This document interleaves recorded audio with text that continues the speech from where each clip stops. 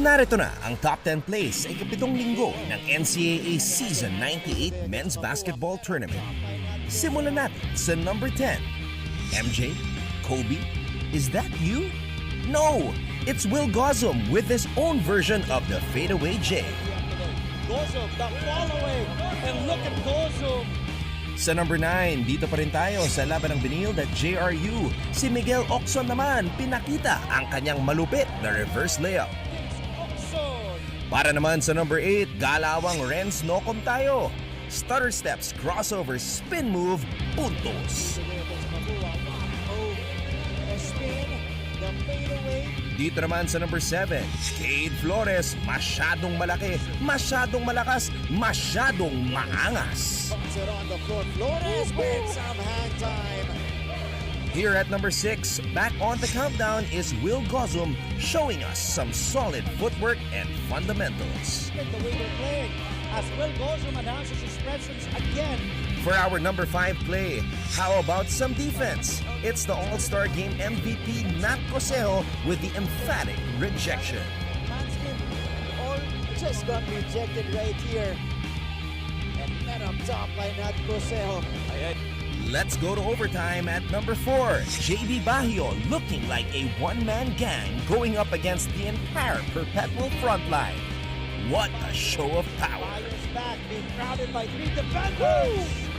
No problem for JB Bajío against 3. Sa number 3, Tony Tones. Tony Inot ng San Beda, vroom vroom. At may mala Westbrook na celebration pa pagkatapos. Already with 22 points for San Beda. Para naman sa number 2, nagbabalik na naman si Will Gozum para sa alley-oop play na ito na kasama sa kanyang career-high 34 points. Will Gozum continues to go 30 points.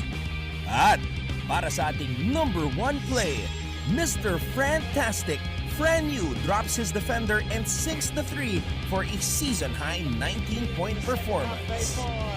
You, as I see that, connects on a triple again.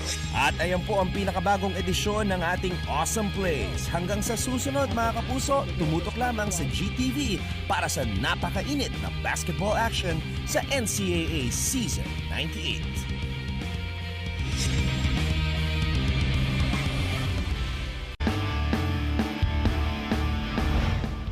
Gozum matches his career high 23 points. If one were to build a competitive basketball team, it is a must to get a player who is strong. Having power provides an automatic advantage. But imagine if aside from extraordinary strength, you also get somebody who is fundamentally sound. A rock-solid combination of power and finesse. That's what Will Gozum is all about. You see Will from the right wing. Gozum drops it in from deep. Cholos camp as we take a look at this alley-oop from Will Gozum.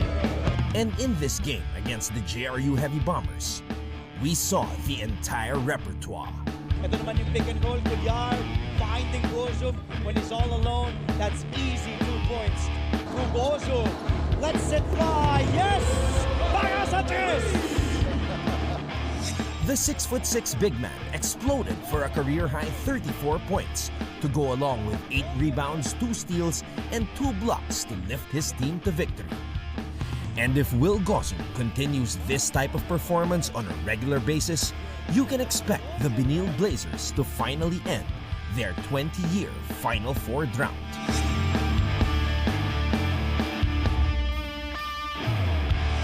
Before the men's basketball tournament started, he was the consensus pick for NCAA Season 98 MVP.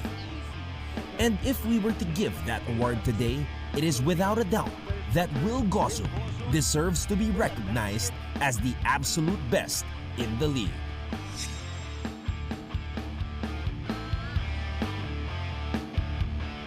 But for now, Will Gozum is our NCAA Power Player of the Week.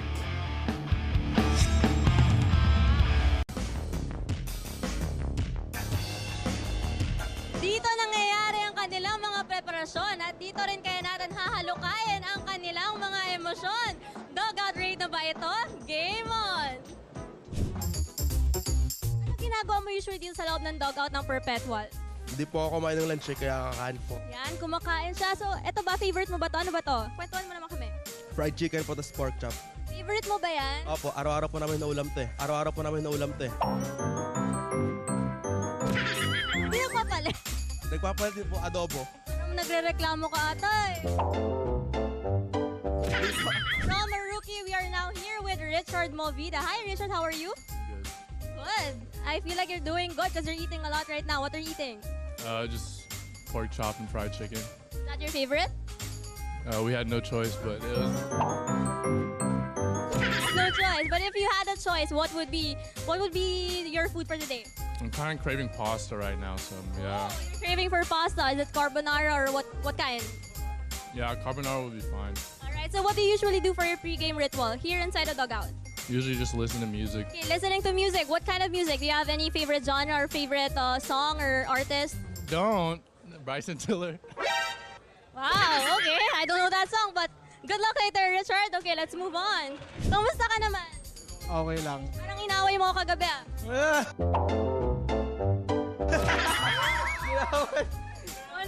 Okay, so ano? Kalma ka lang. Anong favorite pre-game ritual mo? Yung ginagawa mo usually dito sa loob ng dugout? Kumain ng apple. Apple? Bakit? Anong sustansya ba galing dyan sa apple na yan? Sabi kasi, one apple a day keeps a doctor away.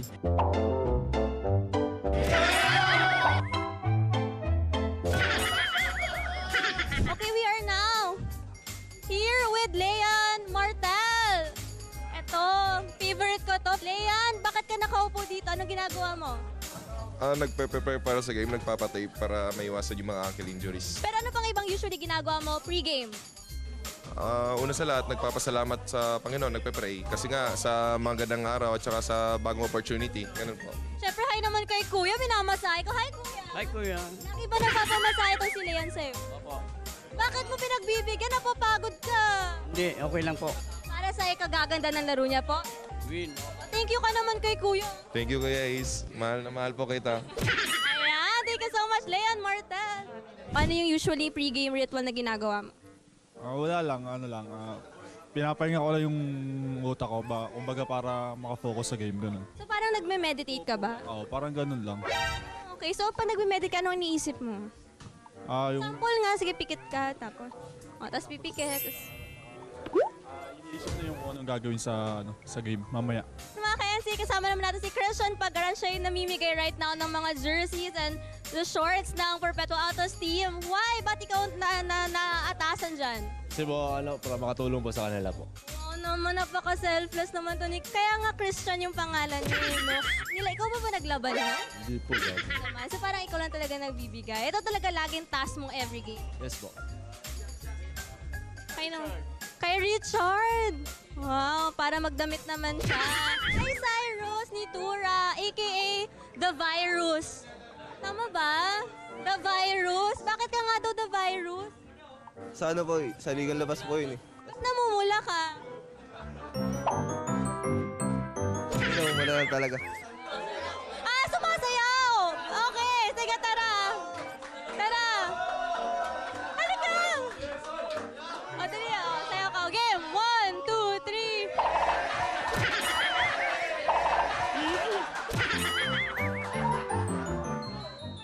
Parang may mali dun sa sayaw. At yan na po ang mga ganap sa loob ng dugout ng Perpetual ALTAS. Abangan niyo po kami sa mga susunod pa na pagsilip. This is Ann Gabriel para sa dugout raid ng Game On! Ay, nandito tayo ngayon sa dugout ng Mapua Cardinals. Medyo maingay, di ba? Kasi excited na excited sila. Pero tara, mangulit tayo. Hi, Jopet! Anong ginagawa sa daliri mo? Nagpapatape na po sa Para naman sa'yo, alagang-alaga ka naman ng Mapua. Yes po. Sa tingin mo, for this game, sinong inspirasyon mo? Yung pamilya ko, Pamilya lang? tsaka yung buong Mapua po, Mapua community. So, sino yung mga inspirasyon nyo? Family! Family! Family! Family-oriented naman pala. So, dahil mga family-oriented kayo, mga family-oriented girls din ba yung mga hanap nyo? Siyempre. Parang nagkakampiyahan lang kayo ng sagot Pero bago kayo pumunta dito sa PhilOil, ano yung ginawa nyong ritual para masigurado nyo na mataas yung energy, na ready kayo for this game? Nakikinig kami ng mga musics para yung ma-relax yung utak namin, maging kalmado. Ano yung music nyong pinapakinggan usually? Secret yun, secret. Secret pa, walang secret dito. Feeling ko yung mga sikat sa TikTok. Ay, sige. Mahilig sa TikTok. Baka naman may moves ka dyan. Sample. Wow! Baka mamaya mo pa ganyan ka sa court, Ito. Mukhang may mga busy dito. May nakahiga pa.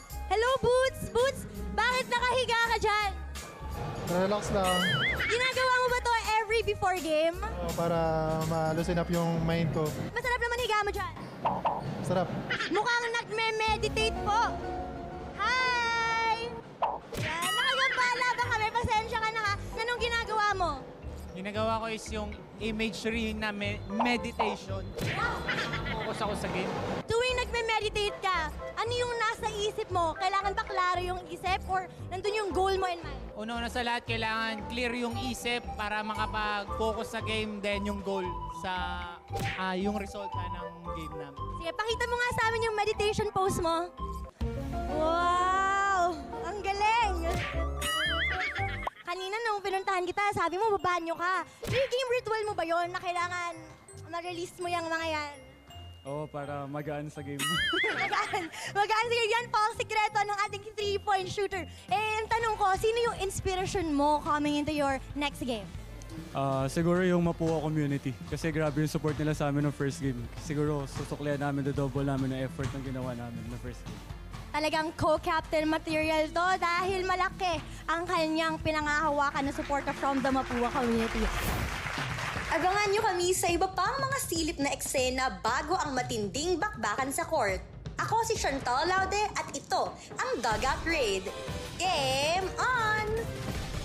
Guwaping at malakas ang dating hindi lang sa hardcourt mapapansin. Baka ikaw ay ma-in-love. Ito ang NCAA Hard Rocks. I'm Kyle Dominic Tolentino, shooting guard from the Letran Knights. I'm 21 years old. Hi, ako si Neil Guarino from the Letran Knights.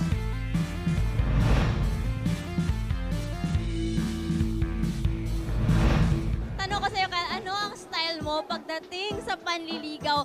O sabi, hindi ako nagsabi nito, nakalagay dito. Kunyari daw ako, yung nililigawan mo, pahingin naman daw ng pasample kung paano manligaw ang isang Kyle Tolentino. Siguro una kong kaliligawan yung parents kasi Lang yung, Mami, sorry. Sabi kasi sample, wala yung mami ko dito. Okay, sige, ano pa? yun lang, siguro magbibigay ng time always. Tsaka, ayun nga, yung sa family, talaga lalapit ako sa family. Very family-oriented talaga itong si Kyle. O, ito naman, ano yung style mo naman pagdating sa panliligaw? Ano lang, lagi Bukod sa pambobola. ko na siyang sinasamahan, ganyan. Pagka free time ko, na I make time for her.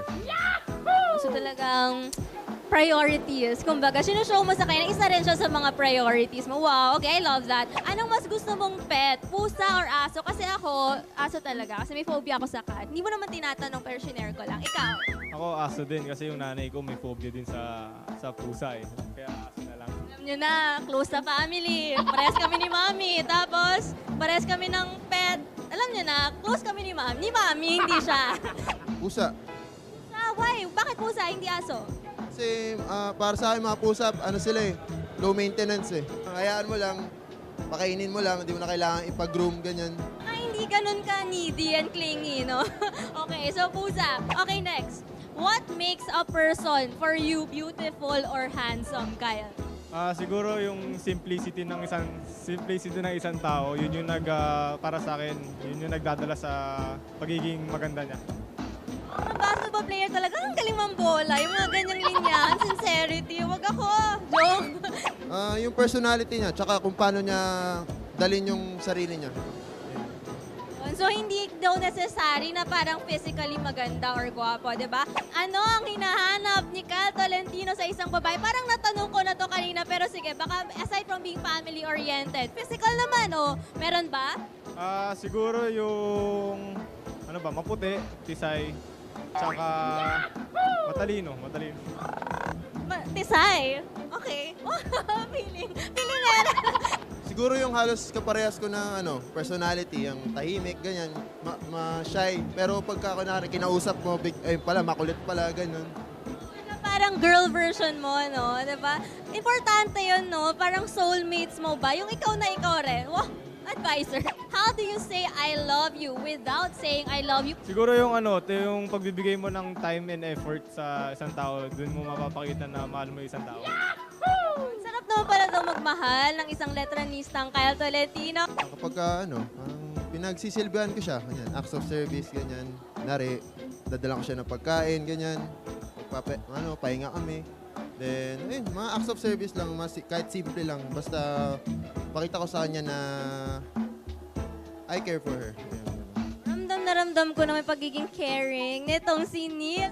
Good game, spectacular moves, and good looks. Sila ang NCAA Heartthrobs.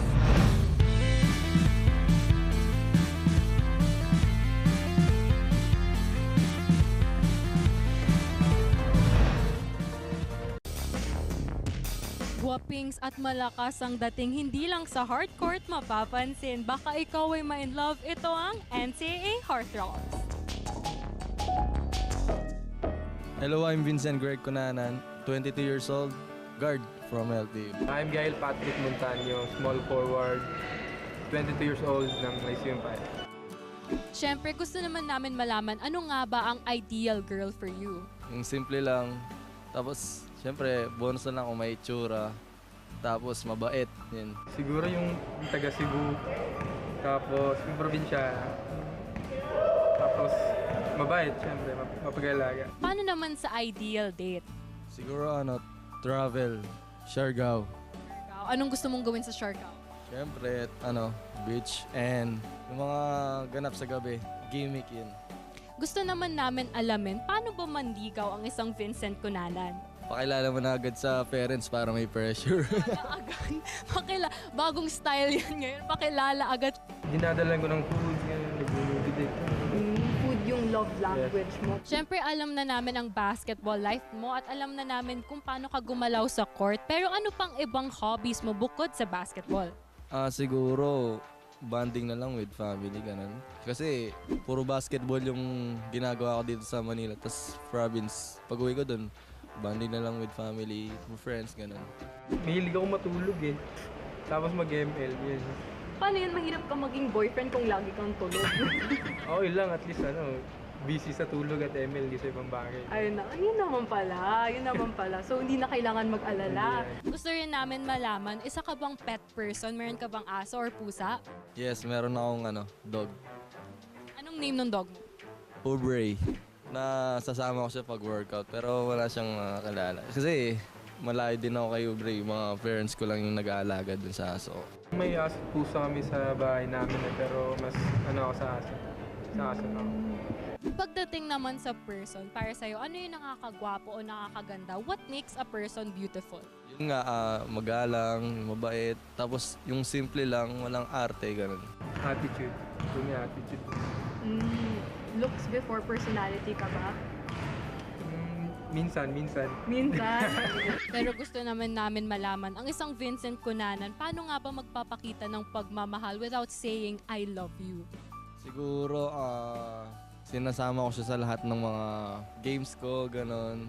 Hatid sundo, ganon. Tapos, dalhin sa family, bonding, ganon. Movie date tayo.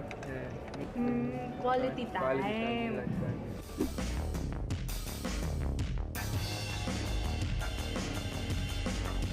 Good games, spectacular moves at good looks. Sila ang NCAA Heartthrobs. Ako si Chloe Carillo at tuloy-tuloy lang ang inyong NCAA action.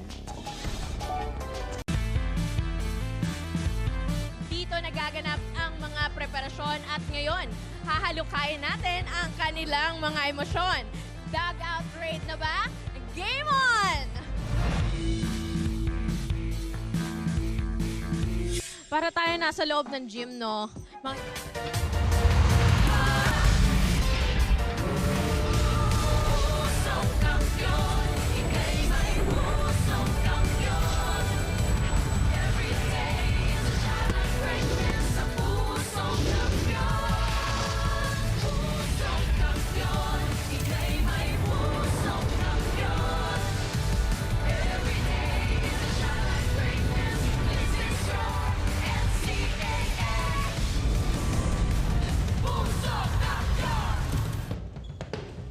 Ayan po ang Philoil Eco Oil Center sa dakilang lungsod ng San Juan. The place to be on this Saturday because it is a big game day sa pagpapatuloy ng NCAA Season 98 Men's Basketball. Ayan na po ang mga estudyante, mga fans na nanggaling pa sa Las Piñas para suportahan ang University of Perpetual Health System Dalta entering the venue which is about to rock because it is going to be an exciting pair of ball games today.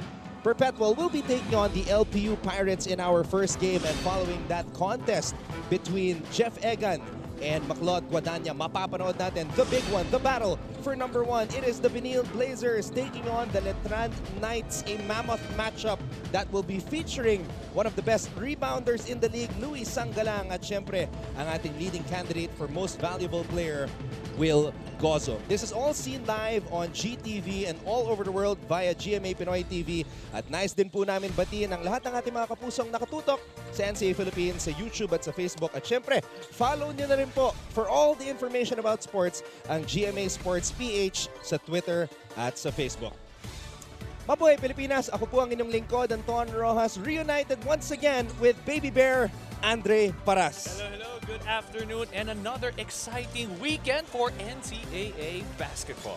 And it is one of the best weekends that we are about to have dito sa men's basketball tournament because we have a team that is raring to go. They have not seen action in 10 days. Itong Perpetual Altas. Eto namang LPU, they're trying to save themselves right now because they are 1-3 in the second round. Yes, and speaking of games not played, you can already imagine, dito pa lang, warm-up pa lang, go hard na sila. They are both excited and ready to play in today's game. You know who's also ready to go? Our courtside reporters. Let's bring them in. Bailey's Akot, Mr. Ball is Life, will be reporting for the Perpetual Altas. Report muna bago mag-basketball si Bailey's. And on the other side, the girl with all the tea. You know, all the chismis. Marites, itong si Chantal Laude.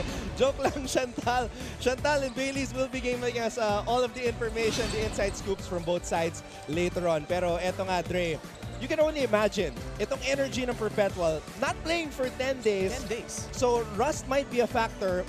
Ito namang LPU, they're trying to rediscover themselves after having a 7-2 first round. Yes, and speaking of Perpetual not having a 10-game, weren't able to play during those 10 games rest. When we did the episode for Bolhan, I was able to speak with the players. Grabe, even though they know they're gonna have a break, they still train. They train twice a day kung kaya. At the same time, ang special mention talaga na rin kailangan na nang gawin is being consistent. So I'm sure when this game begins, we're gonna see a very exciting matchup of energy because of these guys being consistent.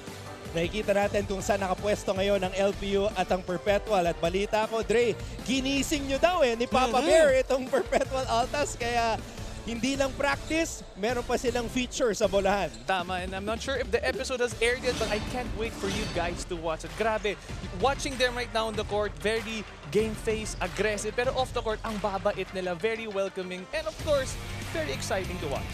I believe it's gonna be airing later in our Game On episode. So sakto, dahil naglalaro ngayon itong Perpetual. This is what happened in the first round meeting between Enoch Valdez, LPU Pirates, and of course, the Perpetual Altas. Perpetual was leading for majority of that game, but LPU, like a thief in the night, just stole that game away from the Altas. Yes, and when we're speaking of this game, what LPU did very well is they were doing well in finding their men under the basket. When I mean under the basket, the painted area, ang galing nila when it comes to finding the open man. Whenever they move it out the ball, the way they cut, and it's good to see that they know each other's strengths. They know when to cut to the basket and get a better scoring opportunity under the basket.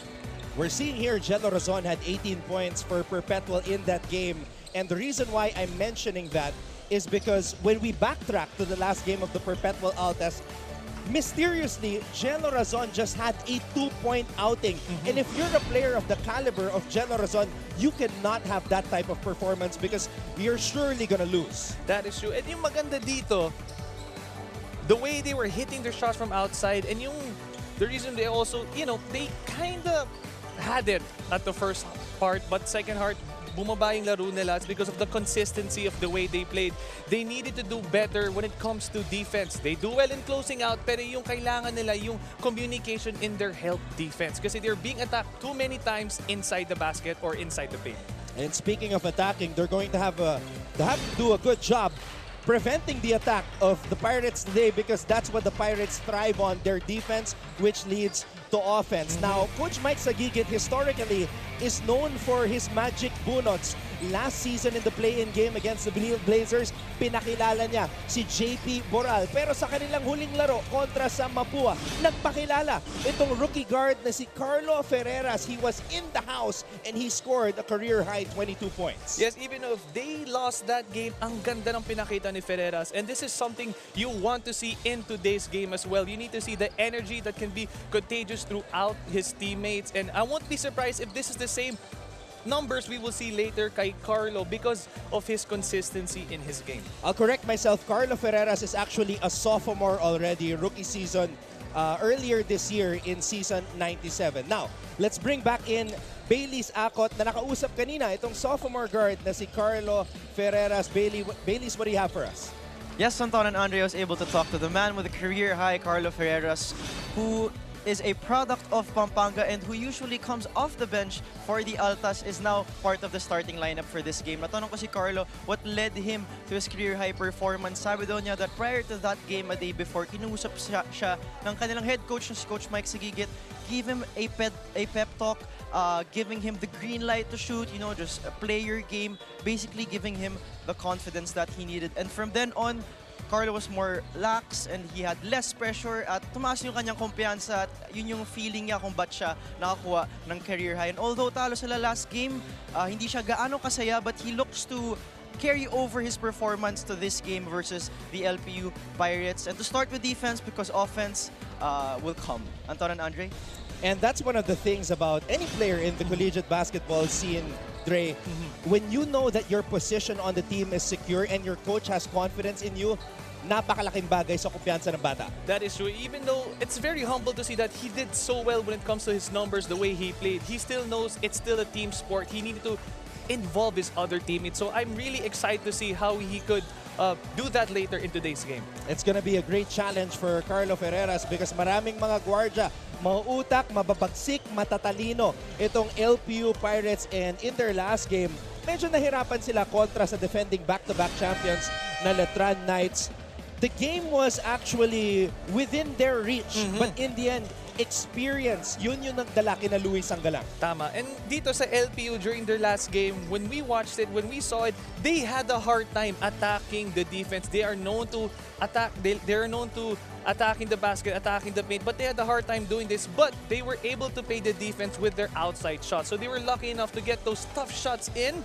They're also a good team when it comes to fast break. So di sila napapagod. They are very energetic. Once their big man gets that rebound, their 2 guards or 3 guards will leak out and go for the fast break. But the thing is, the upside to this is sometimes their fast breaks will turn into turnovers because sometimes nagiging forced siya. But other than that, very aggressive ang LPU. We just saw a fast break right there, a sample of what the LPU Pirates can do. And usually, one of the guys who's at the front of that fast break, yung nangunguna, itong si former Juniors MVP na si Ato Barba. Former Juniors MVP, finally finding his groove as a sophomore here in the NCAA. He had 16 points kontra sa mga Letranista. And yung maganda dito, even though he was doing well in offense, defensively, he was present, he was communicating. These are things you don't see on the stat sheets, the way he involves his players on the defense. Yung maganda dito, very aware on defense. He does a good job when it comes to the early work. So yung mga guards, hindi nila pinapasok sa loob ng painted air. That's why they were able to stop as much as they could. All right, let's get more now from the LPU Pirates side. May chika sa atin, si Chantal Laude. Good afternoon, Anton and Baby Bear. Alam nyo, it is without a doubt that John or Ato Barba was the most valuable Pirate in their last game because of his physical strength, shooting skills, and his very fit physique. Pero alam nyo, bago yan naging ganyang katangkad at bago naging ganyan ka-fit ang kanyang build, ay matabang bata pala itong si Ato. Kasi naman, nakwento niya sa akin na kahit laking Laguna daw, ay palagi silang bumibisita sa relatives nila sa Batangas. At dito daw sa Batangas, ang tawag daw sa matabang bata ay Ato at dito nang galing ang kanyang palayaw na mas prefer nga na tinatawag sa kanya. Pero bukod sa physical development, kitang-kita din ang kanyang growth when it comes to basketball and mental awareness. Kaya naman marami pa tayong aabangan sa batang to and we'll surely see this as the game continues and progresses later on. Balik sa inyo. That's an interesting bit of trivia, Chantal. Maraming salamat. So, yung pala yung tinatawag sa mga chubby boys sa Laguna. And I guess, you know, na-trim down yung sinasabing weight niya dito sa LPU because of the way they play. Grabe, the way they run, the way they train. I was able to speak with them twice a day nagde-training. Kaya ang galing na lang mag-training at the same time. Their diet is also on point. Grabe yung mga glow up nito mga batang to, lalo na dito sa NCAA dahil napaka-physical ng ating liga. And speaking of physical, grabe tong bakbakan na to, Dre. I'm so excited for this matchup at the center spot. It's gonna be a war between Mark Denver Omega and Sean Koy Koy Umali. Tamang-tama. Different animal but the same beast. Same beats, the same way they play. They attack very well. They read the defense very well. And grabe yung pagiging physical nila when they locate their man to grab those rebounds. So it's gonna be a very exciting matchup for these two bigs later in this game. All right. Let's turn it over right now to our Coliseum announcer para makilala mga starters ng Perpetual at LPU. Ito po ang inyong NCAA Season 98. Achieve greatness every day. Live ngayon sa GTV Worldwide sa pamamagitan ng GMA Pinoy TV at GMA News TV International. At may live streaming pa sa GMAnetwork.com, NCAA Philippines website, at sa YouTube, Facebook, and Twitter. Good afternoon. Welcome to the Phil Oil Echo Oil Center for the first of today's doubleheader. It's the University of Perpetual Health System Delta versus the Lyceum of the Philippines University. In Season 98, men's basketball second round eliminations of your NCAA.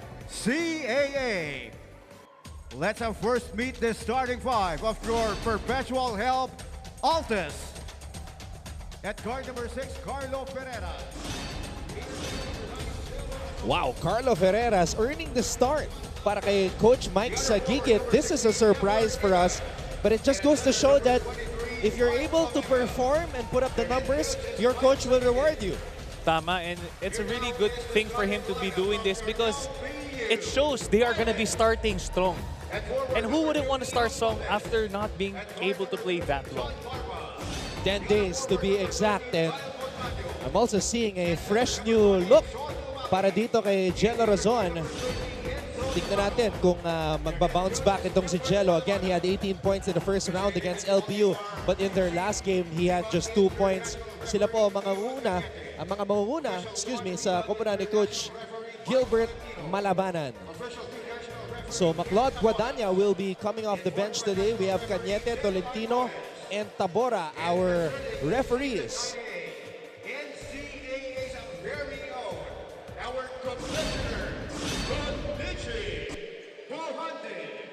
We are ready for quarter number 1 in our first game on this Saturday doubleheader. Mamaya po, the battle for number 1, the Benil Blazers versus the Letran Knights, defending back-to-back champions. But this should be a good appetizer, Dre, this matchup between LPU and Perpetual. Yes, and we were speaking earlier that they are pretty much similar when it comes to offense and defense as well on paper. Their size, their height, their speed. So it's going to be very exciting to see how they will play out later. And yung labanan talaga dito, yung consistency.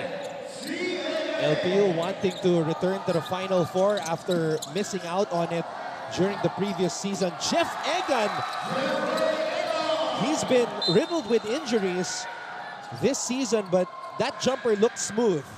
Talking about smooth, this is what I like about the Perpetual. Whenever they go for that screen, when you watch it, it looks slow, pero yung maganda dun yung timing. So when their bigs get that screen, they have so much space after using it, and the way they're more confident in shooting kasi yun nga, wala silang bantay. Samantala, unang play pa lamang para sa LPU, tinamaan agad itong si Renzo Navarro hitting the deck, but he says he's okay. Let's see what happened here. So Renzo will receive the inbound pass. Razon. Sumabit. Renzo's okay. Barba is not. He loses the ball. Razon is running. Razon, binigay kay Ferreira. Stops, pops, doesn't drop. Umali comes up with a board. Ito na ang LPU. You talked about them being a team that loves to run, pero pinipilit. Yun, and yung maganda dito, the awareness of their bigs to get that rebound and look for that leak, that player who will leak out for that fast way. But yun nga lang, they are fast, but they have to make sure they get their pace controlled because sometimes nagiging forced yung kanilang mga layups sa fast break. I don't know if Mark Denver Omega has been practicing his threes during that 10-day break because doesn't really shoot a lot of those, but he took an attempt early on. Well, it's maybe this is something we want to see. It's maybe probably a new play for coach. He gave him the green light to shoot, but yun lang, it's too early in the game. It's better to stick to the game plan, but maybe we might see some lights out shooting kay Mark Omega. That was only the 5th attempt all season long for Omega from beyond the arc. All right, let's go now to Bailey's Akot with this update on the Perpetual side. Yes, Anton and Andre was able to talk to Mark Denver Omega at siya yung isa sa mga maganda yung pinakita during the first round versus the LPU Pirates. Kahit natalo sila noon, tinanong ko si Omega kung ano yung trato nila sa laro na to. Sabi doon niya ng kanilang management is to treat this game as if it were the first game of the season and their last game versus Mapua. First game of the season to bring back their energy and intensity, and at the same time yung last game na ipinakita nila sa Mapua to bring back the same confidence that they had as a team. Anton and Andre?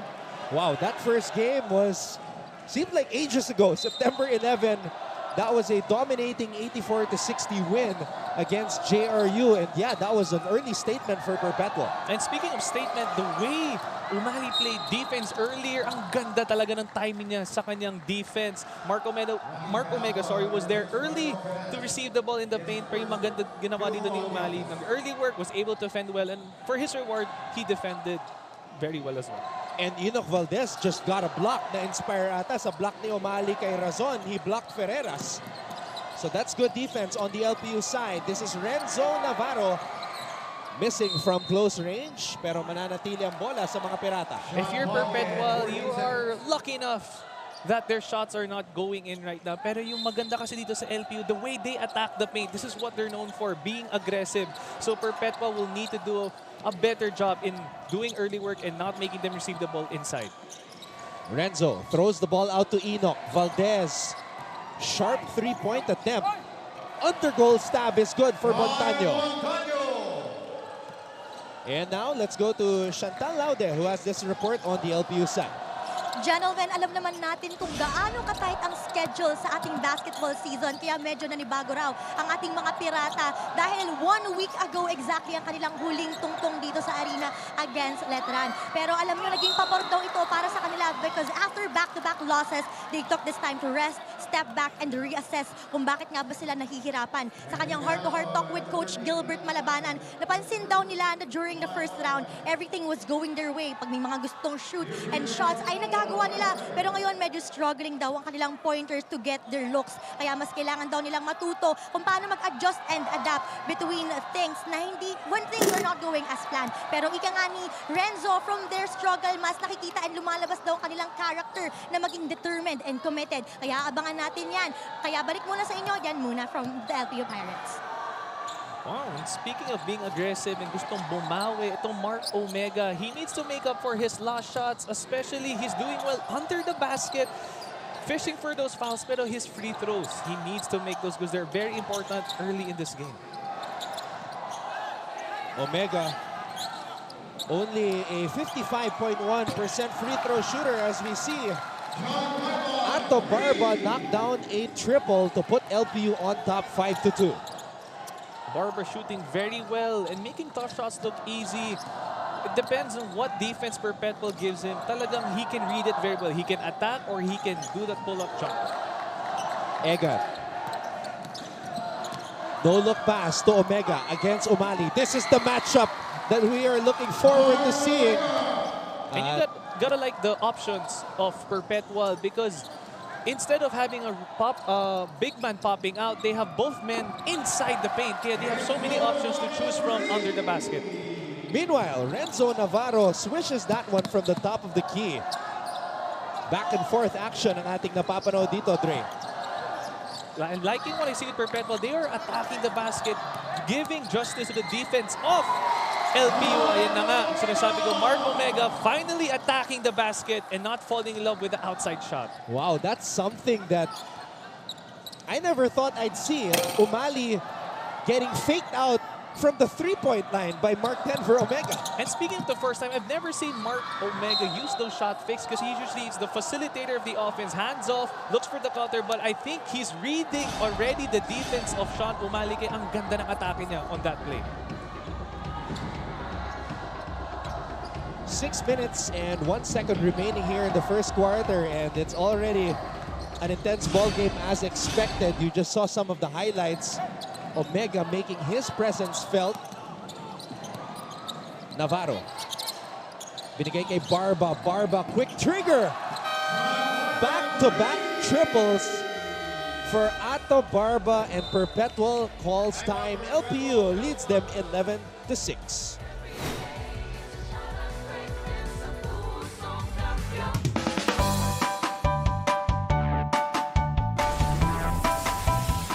How's the first day back for everybody? It was great to see everyone. I think we were all happy to be back together.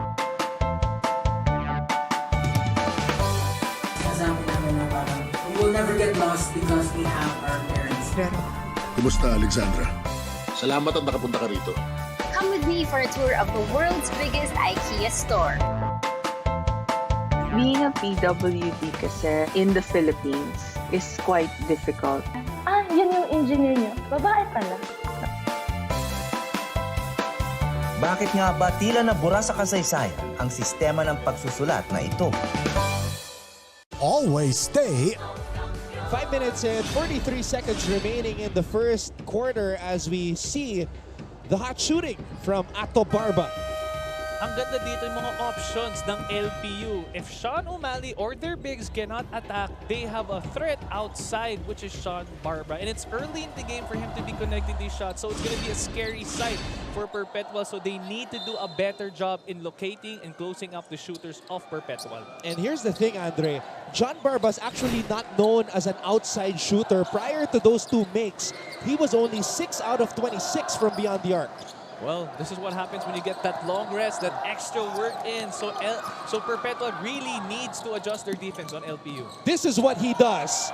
Ato Barba, one of the fastest players in the NCAA. This is going to be a hard time for the defense of Perpetual. Barba can shoot from the outside and he can also attack the basket. So they need to communicate on that help defense. Ferreras wants a screen. Perpetual needs to score here. Egan will shoot a 3. Jeff Egan knocks it down from the corner. Looking at their play, their pick, I'm sure they wanted to go with that pick and roll, but ang ganda ng defense ng LP at that part. But good thing Abis was there to get that outside shot. Navarro, dangerous pass to Umali. What a catch and what a finish. Grabe yung pasa na yun, Dre, pero nasalo pa rin ni Sean Umali. That's a great way to see the floor and get your teammates involved. Wow. Carlo Ferreira showing us why Coach Mike Sagigit is trusting him with the starting nod. We're used to seeing Ferreira shoot from the outside, but it's good to see his adjustment by attacking the defense of LPU and getting that floater inside the painted area. Navarro in and out on that shot. Egan gives it to Ferreras, who could not hold on to the basketball.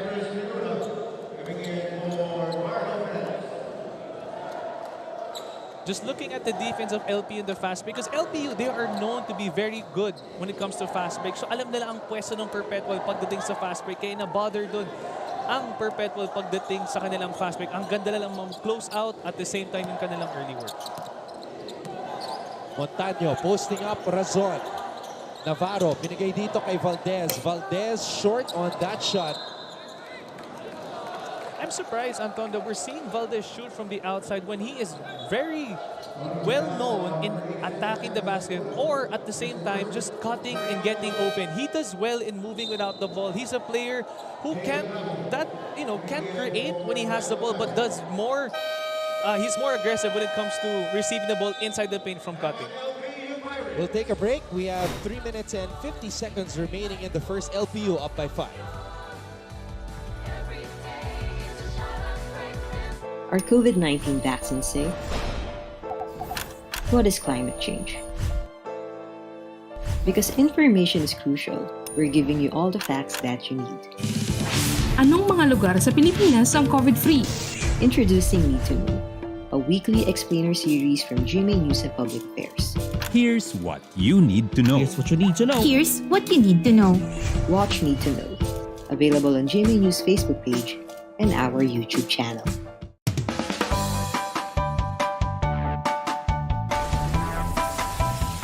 How's the first day back for everybody? It was great to see everyone. I think we were all happy to be back together.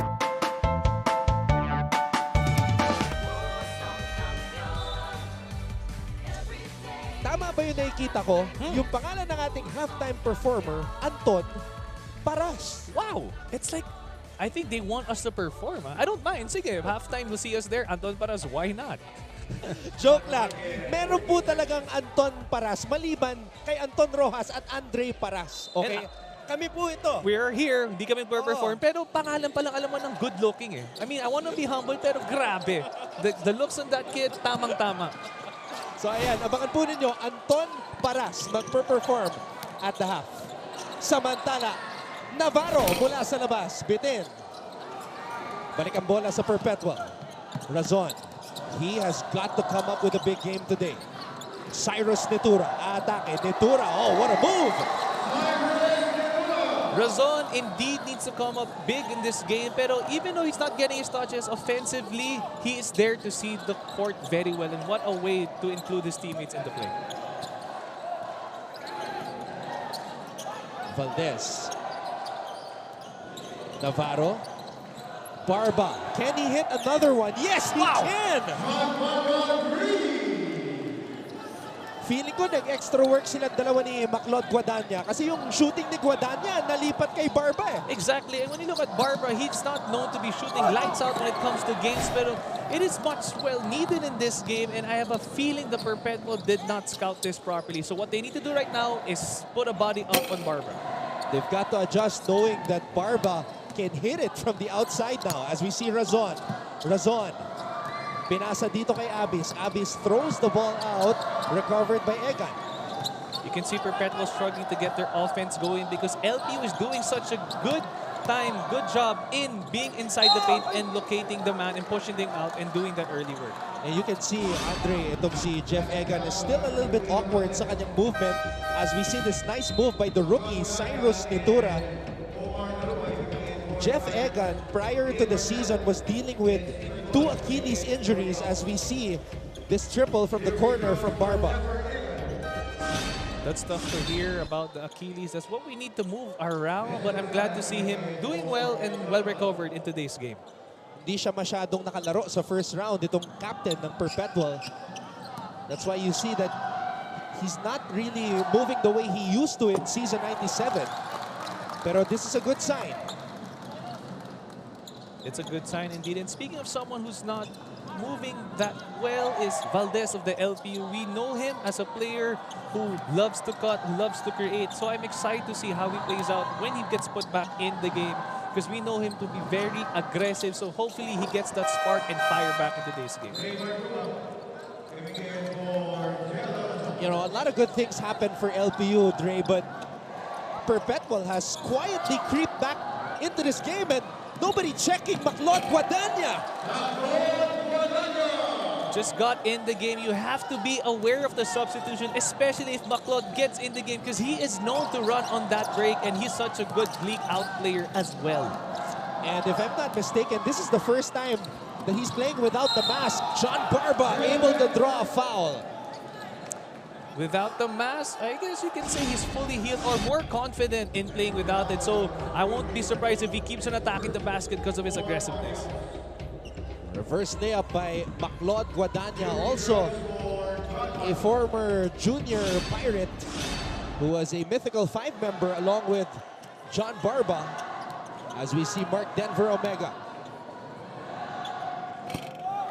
This is what I love about the LPU Pirates, the way they attack the fast break and they know when to leak out. Ang ganda talaga ng timing nila. Perpetual can match them in their speed, but yun nga lang, they need to be more aware of the nearest man. Kahit hindi mo tao, put a body up on that offensive player. Andre, John Barba's averaging 10.8 points per game, but he already has 12 in this contest. Talk about being consistent, and the way he plays is different from his past games. So I am 100% sure this confidence has come from the days they weren't able to play. Check that, he already has 13 points, and his career high, or season high this season, is 16. I won't be surprised if he breaks that today because he deserves it. Because look at the way he plays. He sees support very well. And if he doesn't get his players involved, he will do what he can to create for his team. Speaking of creating, Guadagna will create for himself. Maclod throws the ball away though. Barcuma is running. Barcuma to Egan. Egan, mid-range. Barcuma gives it back to the captain. Egan. Barcuma. Barcuma spins, shoots, and scores! Correct me if I'm wrong, but LPU is giving the LPU a zone defense. But the thing that is going to be difficult if they give the 2-3 is that Perpetual knows how to attack that very well. And we can see earlier how Barcuma did it. Barcuma taking advantage of the mismatch. Barcuma trying to draw a foul. Did not work that time. Cyrus Nitura on the drive. Pumitin sa ere. And LPU is running again. Guadagna back to Barba. Barba is fouled. Good things happen when you play the way you want the team to be played. The way he plays Barba, he gets that ball whenever he can. Grabe ang fast break opportunity doon. It was not forcing nga lang, na-bother lang sa kanya ang defense. Ito yung galaw kanina ni Ray Joey Barcuma. No way JM Bravo could stay in front of the speedy Barcuma. What I like about this is Barcuma saw the mismatch and he just knows when to attack. And this is what Perpetual needs right now. They need to read the defense well. If they can't get their play going, if they can't cut, if they can't get in the paint, they just need to read that defense very well. Coach Gilbert Malabanan going with a different look today, as is this guy, Jello Razon. 1 for 2. 14 points for Ato Barba as Enoch Valdez returns from a very brief rest. And speaking of rest, Barba deserves that rest, so hopefully we can see him fire up again here in our second quarter. 5-point lead for the LPU Pirates. Martel, binigay dito kay Nitura. Oh, may agaw dito. That's why Coach Gilbert brought Valdez back in. Greg Cunanan. Guadagna for 3. Maclod, Guadagna. Perpetual read that they were doing a 2-3 zone defense earlier, pero now, nabulaga sila dahil sa mga help defense and double team nila. This is the biggest lead of the game, and we see some of the reactions from that first quarter. Mike Sagigit and Coach Gilbert Malabanan. The Pirates lead the Altas 26-18. Always stay updated with the latest news in the country and around the world through GMA News and Public Affairs Facebook and YouTube news feeds anytime, anywhere. Dahil wagi ang mayalam. Hi, surprise guest! Long. Surprise guest, ikaw ba ay into politics din? Isa ka bang artista, singer, vlogger? Surprise guest, ikaw ba ay isang artista? Pwede. Politiko? No. Athlete? Yes! Surprise guest, is that you, Kylene? Yes po! Wow, tumama ako, yay! Bye. Igan, grabe ka! Congratulations on your new program! Ate V!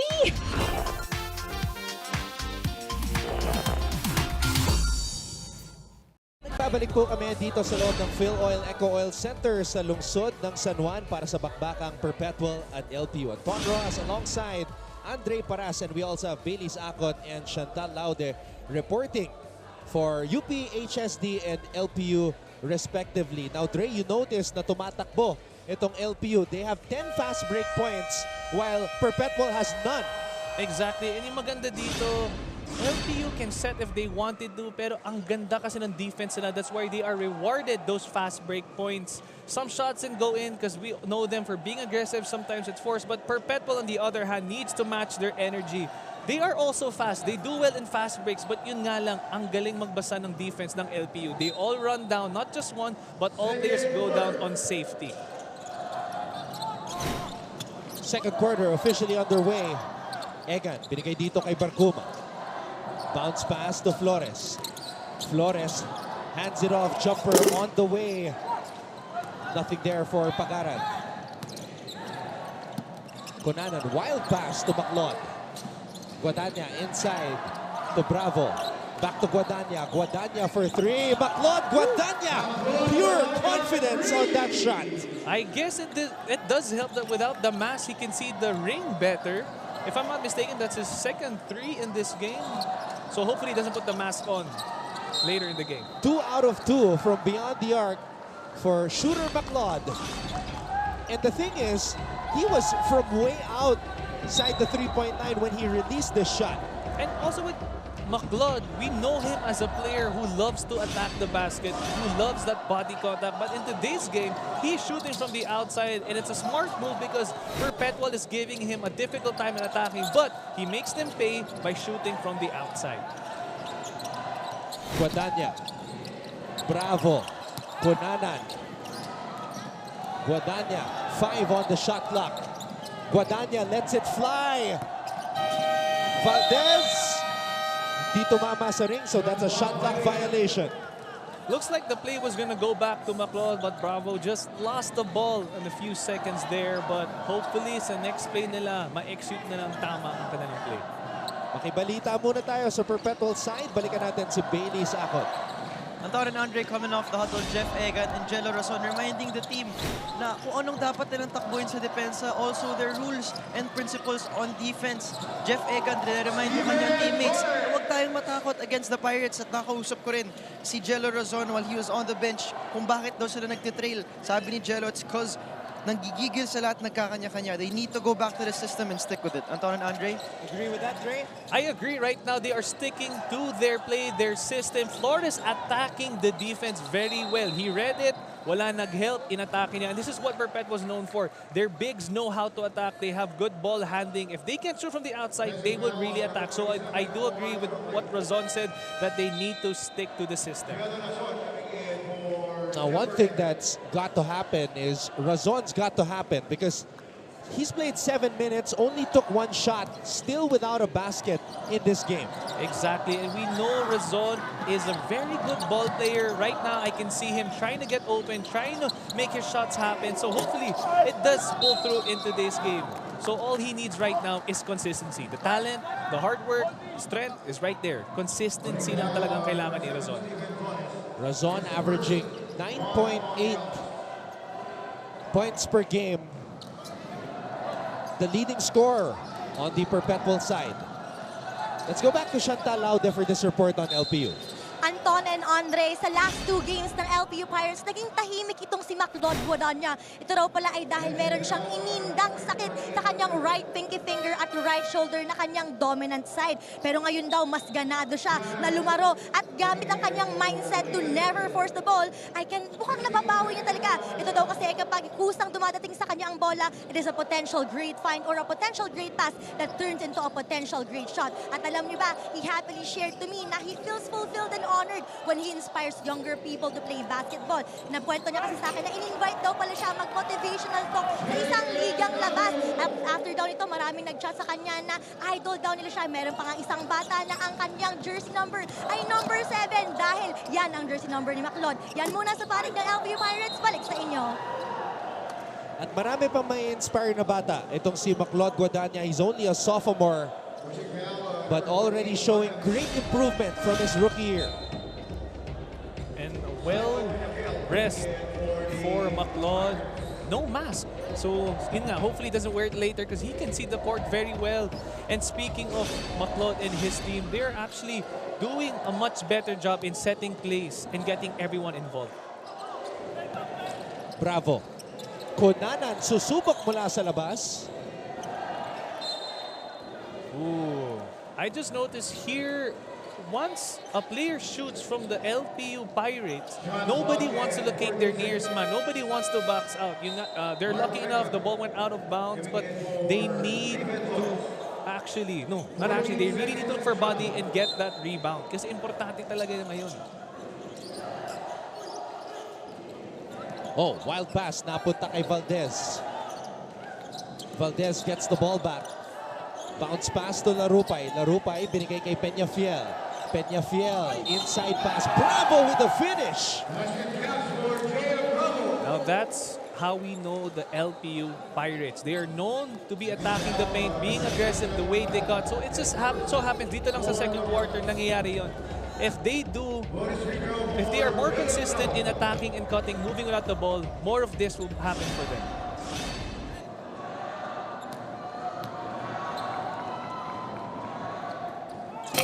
Oh, he misses from the free throw line, but Simon Peñafiel hustling for that rebound. Another possession for LPU. Konanan from way out. And Simon Peñafiel again gives LPU another possession. Oh, Larupay could not hold on.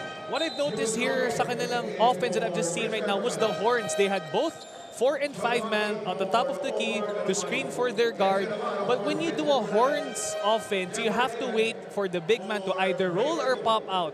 But what happened here is, kaka-set lang ng screen, they took the shot from the outside. So kailangan muna nila maging patient when it comes to executing the horns offense. Abyss. Swarmed by the baseline. Abyss is free. Abyss grabs his own miss somehow. Razon mula sa kanto. Shella Razon, there it is.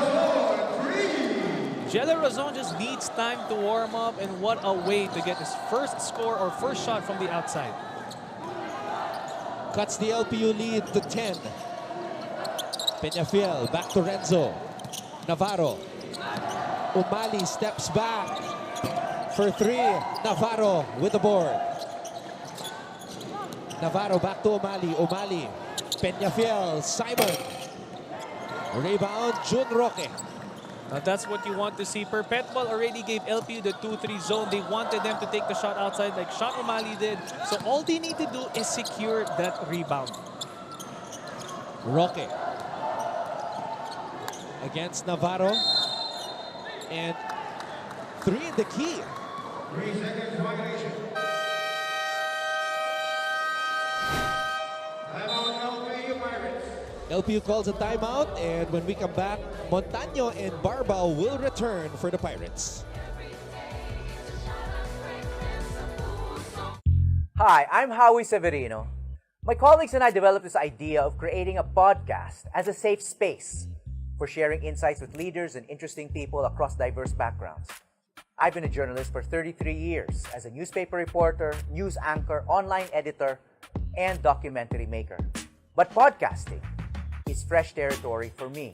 Check out the Howie Severino podcast, an original for GMA News and Public Affairs. New episodes will stream every Thursday. Listen for free on Spotify, Apple Podcasts, Google Podcasts, and other platforms. Empower yourselves and be safe.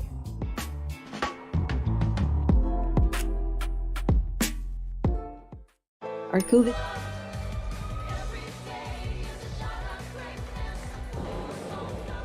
5 minutes and 34 seconds. That is the time remaining here in the first half.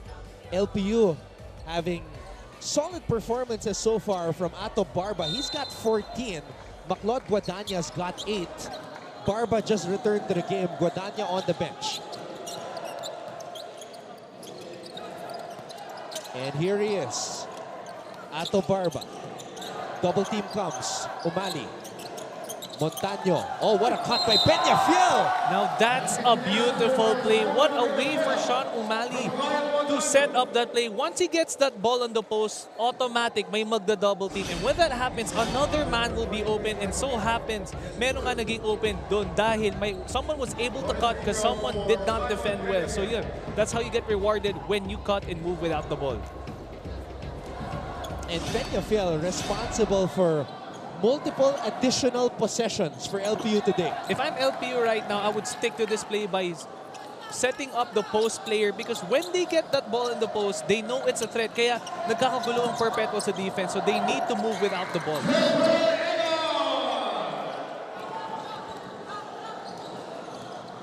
Jeff Egan with a floater on the other side. Navarro. Two captains going at it. Navarro and Egan. The switch comes. Montaño to Navarro. Umali.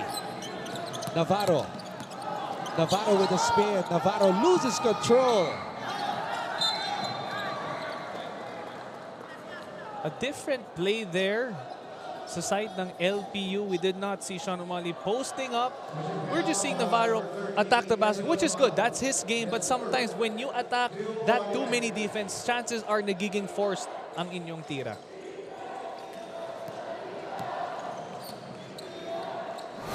Abis. Abis gives it to Jun Roque. Roque to Razon. Razon to Omega. Egan wants a pick. Egan does not use the pick. Egan shoots a three. Omega, another possession. Oh, up and under play for Denver Omega. Finally, we are seeing Mark Omega make his presence felt in this game. And that's what he's good at. He can get that offensive rebound, or if he gets that ball, he knows how to create because of his beautiful footwork for his size. Barba, baseline drive. Barba throws the ball out. Peñafiel. Navarro. Umali with the finish. Wow! Usually, we see the guards move without the ball once the ball gets dumped to the post. But this time, the bigs are cutting as well. So Perpetual's going to have a hard time if LPU decides to keep using this play or does this in this game by keep on moving without the ball and cutting to the basket. Meanwhile, Perpetual continuing to struggle on the offensive side of the ball. Now here's a guy na talaga na Coach Gilbert is giving all the chances in the world to get his game going. Itong si Enoch Valdez. If I'm Enoch Valdez, I should be confident at this point because if you are struggling right now and the coach is still using you, you know the team believes in you. So hopefully, he does justice in this quarter. Still without a point but has played 12 minutes already. Tignan natin kung mabubuhay itong si Enoch Valdez sa aming pagbabalik. Life hasn't been easy lately, so we're here to make your day, featuring amazing, funny, and heartwarming stories to bring you something bright and sweet and get you dancing through tough times. Simple joys that remind us of the many reasons we can still smile. Cleanse your timeline with Make Your Day. Join us on YouTube and Facebook and share your stories too. Let's spread more awesome, wholesome content out there. Make your day! Are COVID-19 vaccines safe? What is climate change? Because information is crucial, we're giving you all the facts that you need. Anong mga lugar sa Pilipinas ang COVID-free? Introducing Me Too. 3 minutes and 37 seconds remaining here in the first half. Maraming salamat muli sa inyong panonood at Ton Rojas together with Andre Paras for the first of two exciting ball games. This is Perpetual versus LPU. Later on, we have Benilde against Letran, the battle for number 1. But LPU is trying to improve their chances of returning to the Final Four this year, Dre. And I can see that they are doing everything they can because, yes, they are at the lead right now. Ang importante talaga sa kanilang consistency. Yes, they have the lead, but individually, they are struggling. But if they play as a team, chances are good things happen. Meanwhile, Jun Roque showing us his athleticism as he soared high for that tip-in. Barba. Barba could not get it to fall. Barba grabs his own miss. Barba throws the ball out. Renzo. Navarro, no-look pass. Montaño to Navarro. Navarro looks up at the clock. Navarro. Oh, what a play! Oh, my goodness! Now that's what you get for being aggressive and seeing the floor very well. At saka ang ganda ng timing dun ni Navarro to put that ball back in the basket. Meanwhile, Roque straight to the hoop on that drive. Sorry to say, but I think LPU is sleeping on defense because these guys are being able to cut to the basket and be more aggressive in the paint. So LPU needs to locate the nearest man as much as possible. All right, let's recap this play. There's gonna be a behind-the-back pass here. Hindi masasalo ni Sean. Babalik ang bola somehow kay Renzo, and then he shoots it with the left hand. It came from that under the board miss from Sean O'Malley. What a good angle. I don't know if that counts as a pass, an assist. Magaling sa geometry. Itong si Sean O'Malley. Ganda ng angulo. Right place at the right time. And here's Renzo for three. Renzo Navarro. Now this is what I mentioned earlier, Anton. Both teams played the same, but consistency lang ang kailangan nila if one of them wants to win today's game. And that's what LPU is showing right now. Ang kanilang consistency sa kanilang offense. Navarro, Barba from the outside, too strong. Montaño, umupo sa ere. Montaño. Perpetual needs to do a better job in locating the nearest red shirt. All of them are just looking at the ball, but sana somebody mentions that they need to box out early. There he is, Anton Paras. Iba po yan kay Anton Rojas at Andre Paras, ha? Ayan po. Pangalan pa lang, guwapo na. Halftime performer. So abangan na yan. 1 minute and 55 remaining.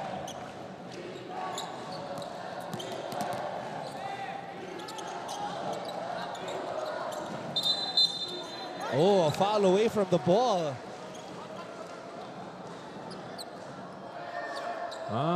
I mean, we want to see aggressiveness, but these are some of the little things you need to avoid. Tama lang magiging aggressive, but you have to make sure you know where your hands are kasi konting push usually natatawagin na ng ating mga referee.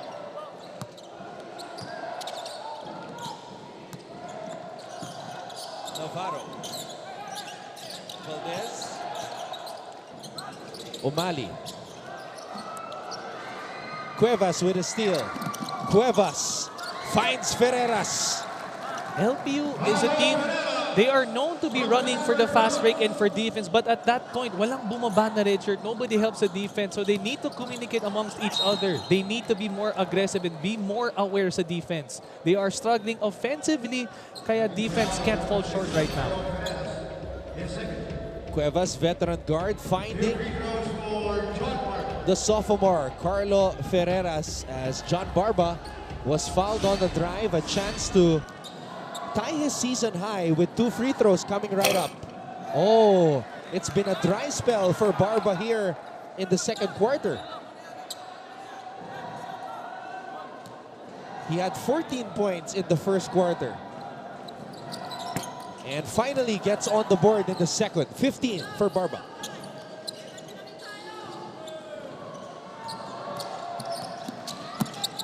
Omega, baseline drive. Omega, napakalalim.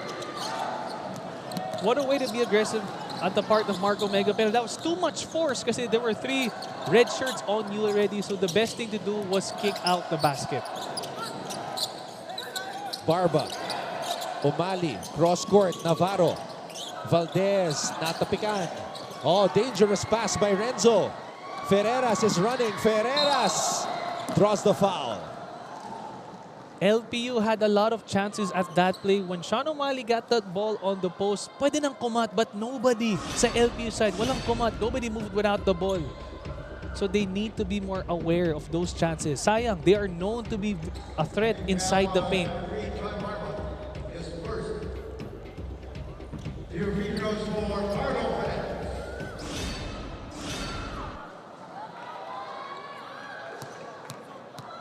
46.3 seconds remaining here in the first half as Ferreras continues to impress para sa Altas. Valuable contributions to their side. Oh, but he misses on the second free throw. Ferreras grabs his own miss. Omega throws it out. Cuevas binigay kay Roque. Ferreras aatake. Ferreras! Wow! Now, this is something you don't want to see as the LPU Pirates. Yes, you were closing out, locating the nearest man, pero yung help defense ang importante because once you get inside the paint or near the paint and have a good look at the basket, it's over. You guys need to communicate better.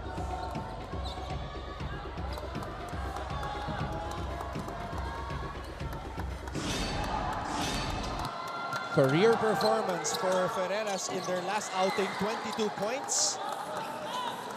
And that's why he has earned the starting nod for Coach Mike Sagigit. Right now, Ferreras has 8. Barba.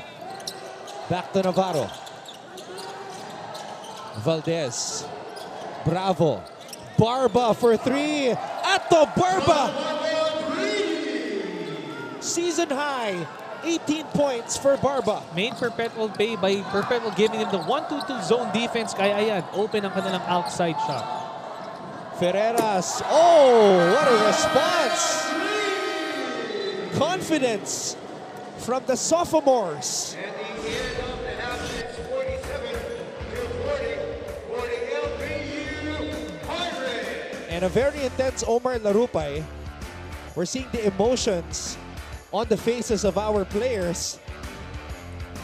But at the end of the first half, Maclot Guadagna's LPU Pirates lead the Perpetual Altas 47-40. And when we come back, Anton Paras will perform dito sa Phil Oil Eco Oil Center.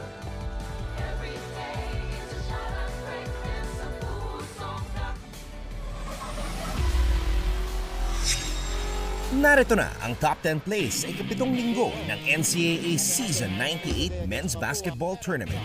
Simulan natin sa number 10. MJ? Kobe? Is that you? No! It's Will Gozum with his own version of the fadeaway J. Gozum, the follow-away, and look at Gozum. Sa number 9, dito pa rin tayo sa laban ng biniled at JRU. Si Miguel Ocson naman pinakita ang kanyang malupit na reverse layup. Para naman sa number 8, galawang Renz Nocom tayo. Stutter steps, crossover, spin move, puntos. Dito naman sa number 7, Cade Flores, masyadong malaki, masyadong malakas, masyadong maangas. Flores with some hang time. Here at number 6, back on the countdown is Will Gozum showing us some solid footwork and fundamentals. The way they're playing as Will Gozum announces his presence again. For our number 5 play, how about some defense? It's the All-Star Game MVP Nat Cosejo with the emphatic rejection. All just got rejected right here.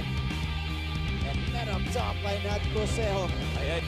Let's go to overtime at number 4. JB Bajío looking like a one-man gang going up against the entire Perpetual front line. What a show of power. Bajío's back, being crowded by 3 defenders. No problem for JB Bajío against 3. Sa number 3, Tony Tones. Tony Inot ng San Beda, vroom vroom. At may mala Westbrook na celebration pa pagkatapos. Already with 22 points for San Beda. Para naman sa number 2, nagbabalik na naman si Will Gozum para sa alley-oop play na ito na kasama sa kanyang career-high 34 points. Will Gozum continues to go 30 points. At para sa ating number 1 play, Mr. Fantastic Fran Yu drops his defender and sinks the 3 for a season-high 19-point performance. As I see that, connects on a triple again. At ayan po ang pinakabagong edisyon ng ating Awesome Plays. Hanggang sa susunod mga kapuso, tumutok lamang sa GTV para sa napakainit na basketball action sa NCAA Season 98.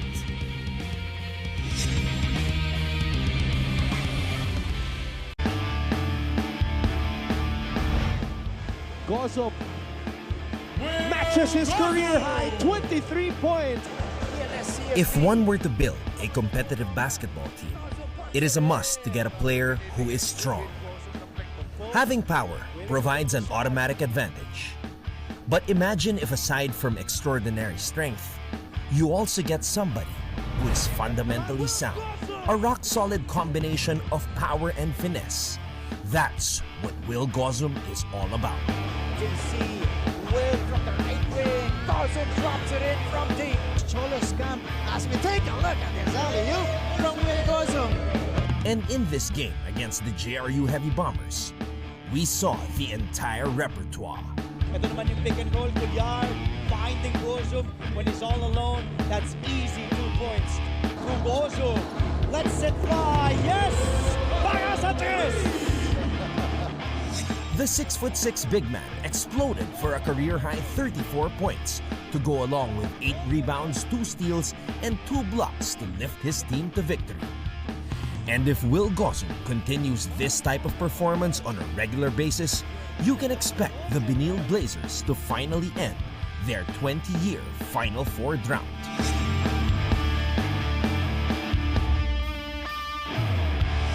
Before the men's basketball tournament started, he was the consensus pick for NCAA Season 98 MVP.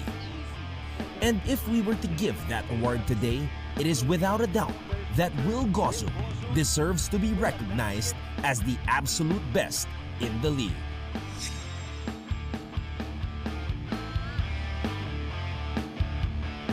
But for now, Will Gozum is our NCAA Power Player of the Week.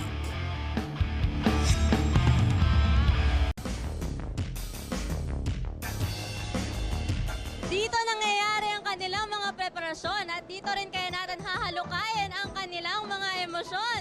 Dugout raid na ba ito? Game on! Ano ginagawa mo usually dito sa loob ng dugout ng Perpetual? Hindi po ako kumain ng lunch kaya kakain po. Yan, kumakain siya. So, eto ba? Favorite mo ba to? Ano ba to? Kwentuhan mo naman kami. Fried chicken po, tas pork chop. Favorite mo ba yan? Opo, araw-araw po namin naulam to eh. Araw-araw po namin naulam to eh. Hindi mo pala. Nagpapalit din po adobo. Parang nagre-reklamo ka ata eh. From a rookie, we are now here with Richard Movida. Hi Richard, how are you? Good. Good. I feel like you're doing good because you're eating a lot right now. What are you eating? Just pork chop and fried chicken. Is that your favorite? We had no choice, but it was... No choice. But if you had a choice, what would be your food for the day? I'm kind of craving pasta right now, so yeah. You're craving for pasta. Is it carbonara or what kind?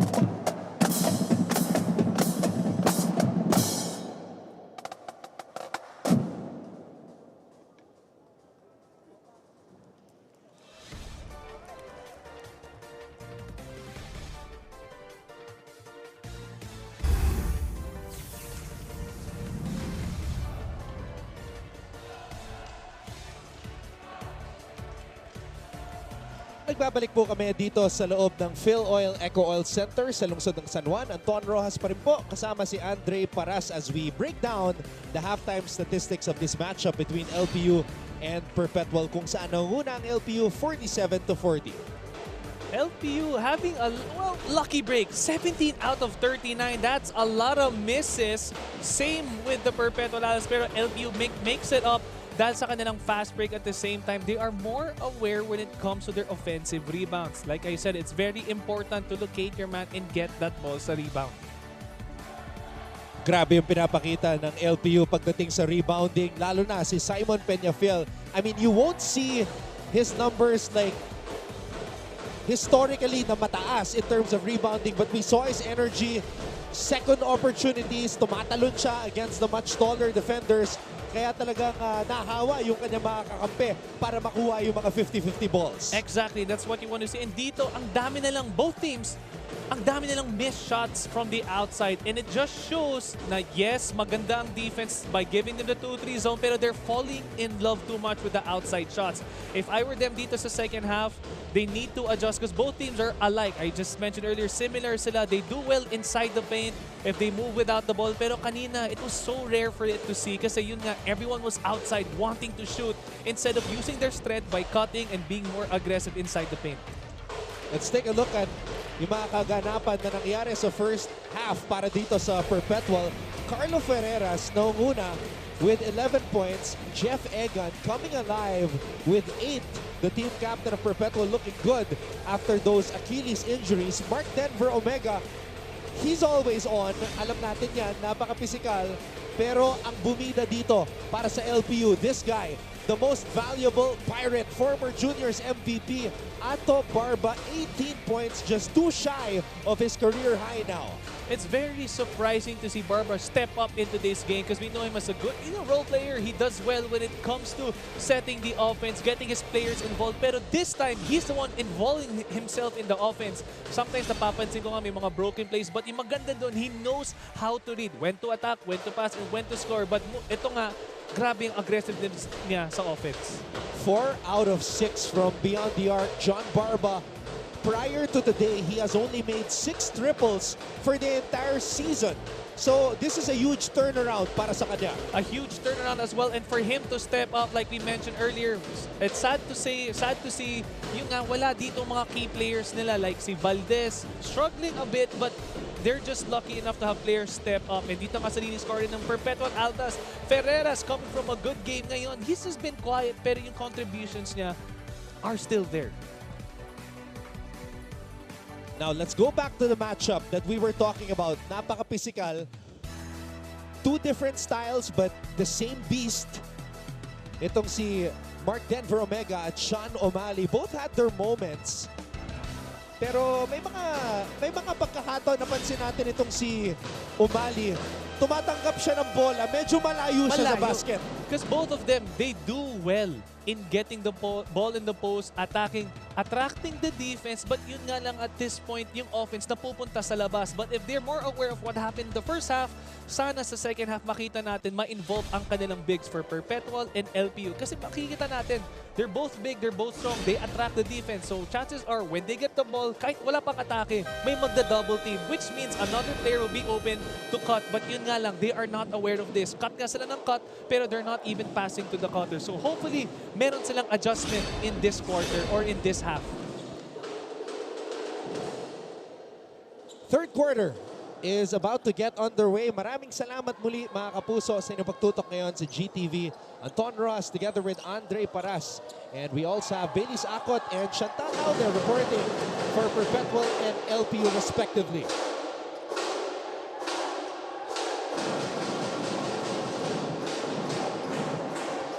Wow, it seems like the drums got a whole lot louder at the start of the second half. I didn't even hear you speaking. I'm sorry, but that's a good thing because we know how much the energy is important here in the arena.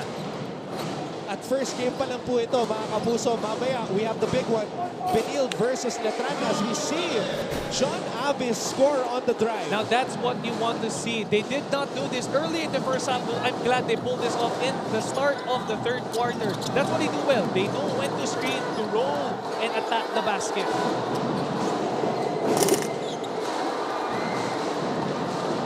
Ferreras. Binigay dito kay Abis, may agaw si Valdez. Valdez lead pass para kay Navarro. Multiple fakes. Navarro, oh, there's Valdez! Finally! Now that's what I want to see. Now I'm glad he started the third quarter. What a way to use that confidence the coach has been giving him. Parang diesel engine. Takes a while to warm up and andyan na. Sana consistent na tong si Valdez sa third quarter. And that's what he's known for, yung mga hustle points. And that's what Jello Razon is known for as well, yung kanyang outside shooting. I know it's not too soon to say, but I can already see both teams playing their games that they are known for. LPU with the fast break, with the running. Perpetual with the beautiful set plays. Speaking of set plays, that was a set play for Valdez at the post, Ray. Okay, now we are seeing Valdez come alive, and that's something not to be sad about. You saw his body language, nalungkot. Pero what? What a great play for him to be aggressive. And I'm glad to see Valdez coming alive here at the first few minutes of the third quarter. At nakikita natin, Dre, yung mga coaches, talagang binibigyan siya ng kumpiyansa eh. Now that's what you want to see, because I guess back then, I'm sure nakaka-relate tayo. Pag 2-3 turnovers, tataglin ako ng coach yung sub ako. Which happens, but this time, yes, Valdez is sort of struggling, pero the confidence of the coaches and the team is still there. Alright, let's get an update on the Perpetual side with Bailey's Akon. Anton and Andre coming off the halftime huddle. Coach Mike Sigigit animated, full of frustration and disappointment. Why? Because this first half shows why the Altas can't win in the end game, because they want to shoot their way out of it. Offense lang ang iniisip ng team. Talo kagad sila sa depensa, sa effort, at sa willingness. Coach Mike Sigigit was even straightforward that if they lose this game, they will be out of contention. And the huddle ended with Coach Mike walking out, sending a message to the team na hindi pa pwede na siya lang yung may gusto manalo. It needs to come from them. Ito na, Andre. I agree. Defense is important, and I'm glad napansin nga nila that they're too focused sa offense. They like shooting outside, pero ngayon nakikita natin ang kanilang groove. Their rhythm is back. They're setting up the plays. They're finding each other's strength. So I'm glad that coach was able to get this in their hands. Abis, binigay dito kay Roque. Susubok mula sa labas. Too strong. Ferreras in a wrestling match with Valdez for the basketball. Yep, wrestling match indeed. Ayaw bitawan yung bola. Now that's what you want to see. Both aggressive. That's basketball, ladies and gentlemen. Mga kapuso, what a way to show your aggressiveness for your team. At ito yung tira kanina ni June Roque. Nasa likod si Carlo Ferreras. Si Enoch Valdez pa, of all people, yung kaagaw niya sa bola. Valdez already showing his strength. So this is what I mean. You put up a body next to someone, you locate, kahit hindi mo tao, kahit hindi mo ka-position, locate the man, get that rebound, and that's what happens. Aggressiveness.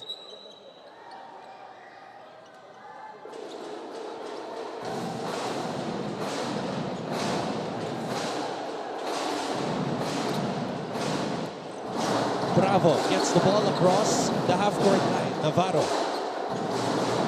back to Bravo. Valdez on the drive. Valdez wants it. What a way to be aggressive. Omega was hit. And for a guy like Mark Denver Omega to be on the ground like that, something must have hit him. Something big. Something big, or who or how many of them. So let's see the replay. What happened kay Mark Omega?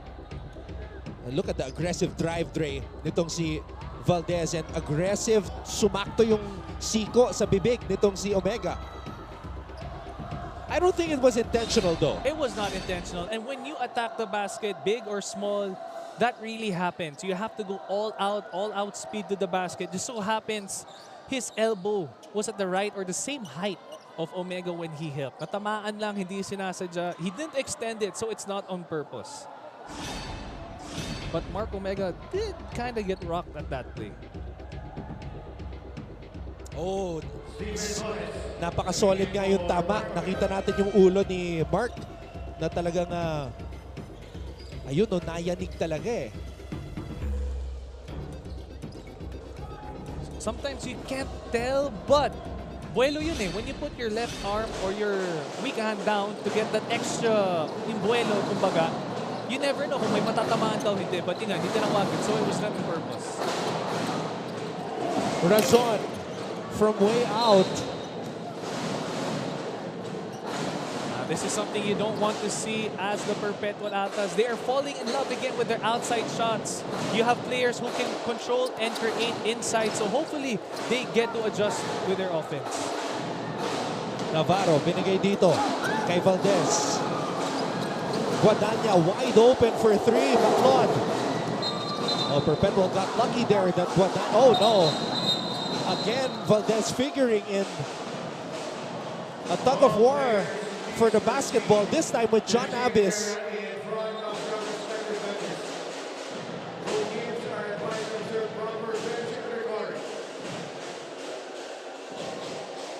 This isn't a championship match at all, but the way they treat it, the way they play offense and defense, grabe, all out.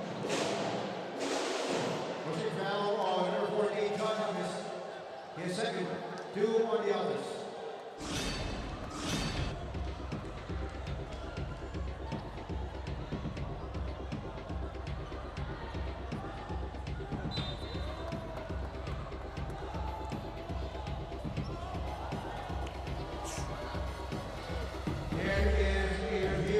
The last foul. All right, on that initial struggle for the basketball, I did not see much kasi hindi naman sila na-entangle eh. Exactly, and when you look at the replay, I'm glad may slow-mo, you don't see any extra movements. Yeah. No elbows, they're trying not to hurt anyone. All they cared about was getting the ball and protecting themselves from landing. And hindi lang dalawa, dami na nang bumagsak. So it's hard to see kahit may replay what was happening. So we need a better angle. I think what happened there was, kasi syempre natamaan yung kanilang teammate na si Omega, kaya sumugod din yung ibang mga kakampi as a sort of response to let them know that they have their teammates back. And that's good to see. At the same time, they don't want anything to happen. You have to have each other's backs. It just looked kind of too aggressive or too much pag lahat pumunta kasi you never know. It's something's gonna go down. But yun nga lang, what went down was just them trying to get the loose ball. Wow, so it's a double technical foul, Dre. Oh, that's the first time I've heard it. But you know us, we gotta respect the call. They saw something we didn't see. Well, the brighter side, I guess both players are still on the court. So, sana makabawi sila. So, nag-cancel out na. Navarro. Looking for a teammate. Gets the ball to Larupay. Bravo, binigay dito kay Valdez. Valdez to Navarro. Navarro for three. Renzo Navarro! Navarro shooting lights out. Ganda ng defense sa Perpetual. That's a shot you're not supposed to take, but yun nga lang, that top shot made look easy by Navarro. Navarro, oh, wild pass. Valdez was not ready. Of all people, Navarro looked for Valdez. That's one way to get your teammate confidence because Valdez is known to be very good when it comes to fast break. Jun Roque showing us the touch from the outside. Guadagna. Renzo, another one. That's an air ball. Okay, at that point, that was a tough shot, but they did not recognize Bravo. After that screen, he did a beautiful job in rolling to the basket. Wala sa bantay. Yun nga lang, hindi nakita ni Navarro, so instead, he took that shot. So, sana sa next play, mapansin nila at mabigyan ng reward ang kanilang rolling bigs.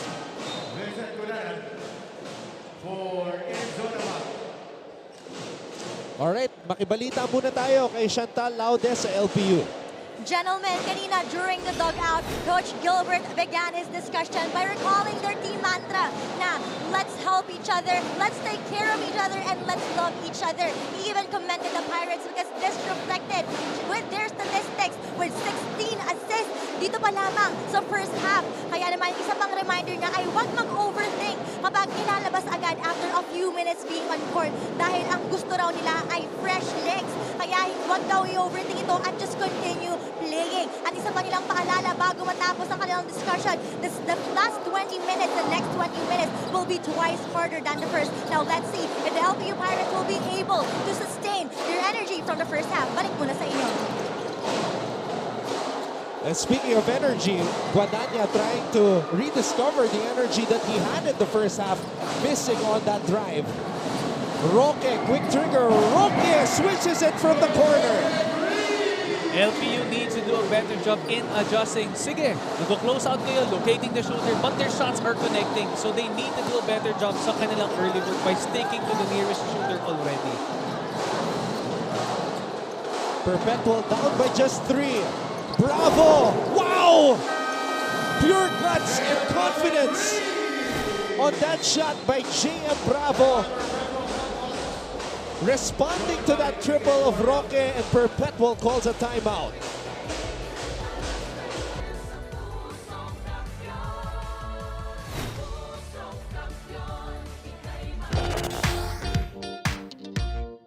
Hi, surprise guest! Long.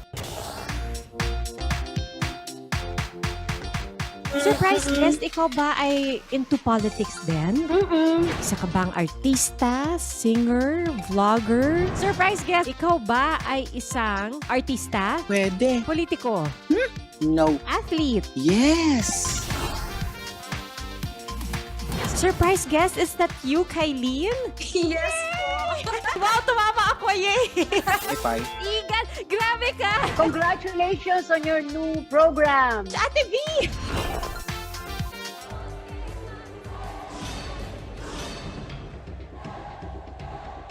Let's take a look at these triples from both sides. First, we have this one from the corner mula kay Jun Roque.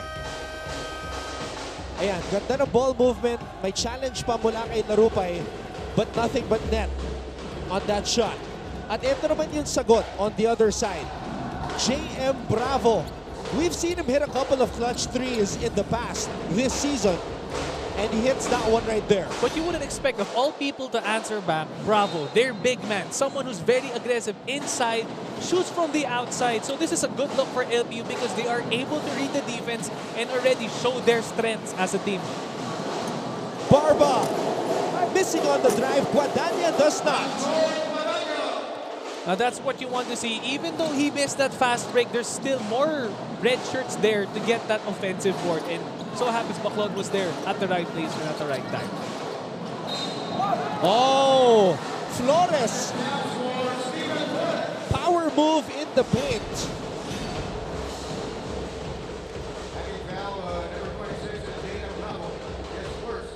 Look at this drive right here by Ato Barba. Looked great on the replay, just too strong. Buti na lang.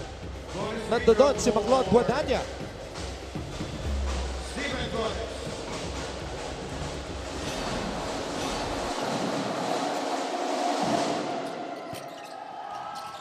Oh, Ferreras. And that's why he's in the starting lineup. And this is what I'm trying to emphasize kanina pa. LPU, they do well in closing out, but they need to locate the nearest match and box out. You need to make sure you get that ball because every possession counts at this point. Oh, what a pass to Konana. Greg just missing on that shot. Perpetual down by just 4.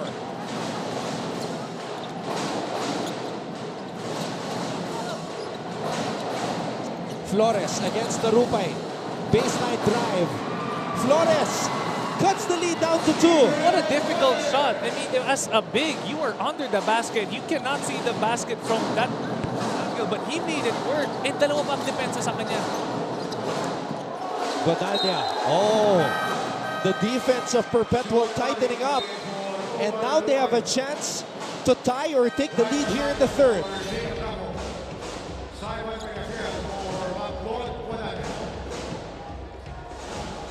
I just want to point out, ang ganda pagbasa ng defense ni Flores. The second time he did it, posting up. So now, I am not surprised that Umali is on him because natutulak ni Flores ang lahat ng mga tao sa ilalim. So Sean Umali needs to do a good job in pushing him out of the painted area. Roque stops, pops, and connects. Jun Roque ties the game up. Now, how do you stop this kind of offense? You do well on defense, naka-adjust ka nga, pero yung tough shots nagiging mukhang madali para sa Perpetual. Jun Roque only averaging 2.4 points per game. Now this is what you want to see. Players to step up. Players that you don't really mention or look out for when it comes to scouting the opponent. Pero grabe ang kanyang contribution ngayon sa third quarter. This is a career high. 12 points for Jun Roque. And now, the game is tied. And that's a foul kay Kunanan.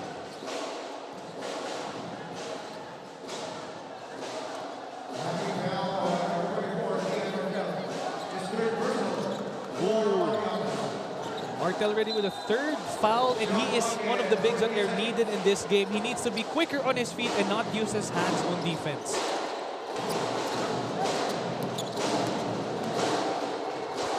Oh! What a move there by Gael Patrick Montano. Gives the lead back to LPU. Perpetual can't be watching the defense. They need to do a better job in locating and helping their teammate.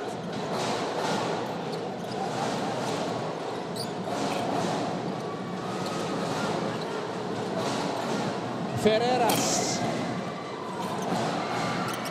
Umali. Tinapik ang bola, papunta kay Barba.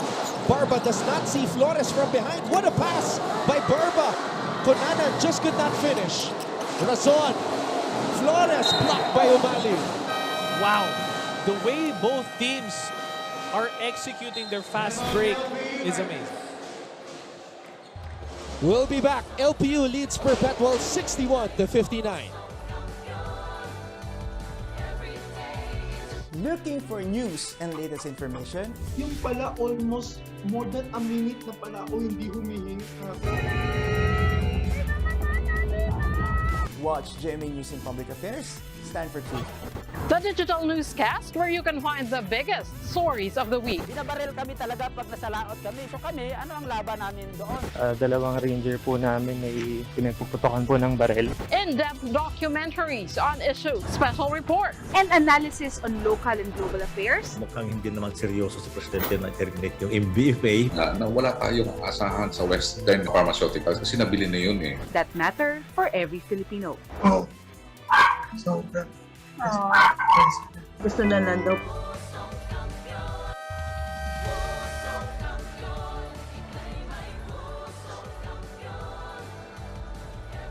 And there he is, leading MVP candidate, Will Gozum. 23 points in the first round against Netran. Brent Paraiso had 25 points against the Blazers in their first meeting. And they will collide once again in our second game on this Saturday. Grabe. Just looking at these guys, these kids, smiling off the court. Pero pag on the court, grabe. Game face sila. Ready to attack each other and just be aggressive. That should be a good one. Martin Javier and Coach Tomex Robinson will be calling the action in our second game. Meanwhile, we have a good one in this matchup between LPU and Perpetual. Montano, binigay kay Umali. Umali, Peñafiel, Barba for three. Too strong on that shot.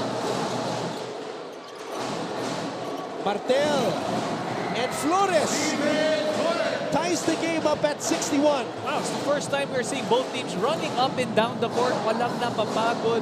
Nobody's pretty much setting up their plays. They're all just relying on broken plays and when to shoot. So hopefully mag-adjust na sila dito sa kanilang court. Actually, Dre, napapagod na si Flores. Nagpasab na.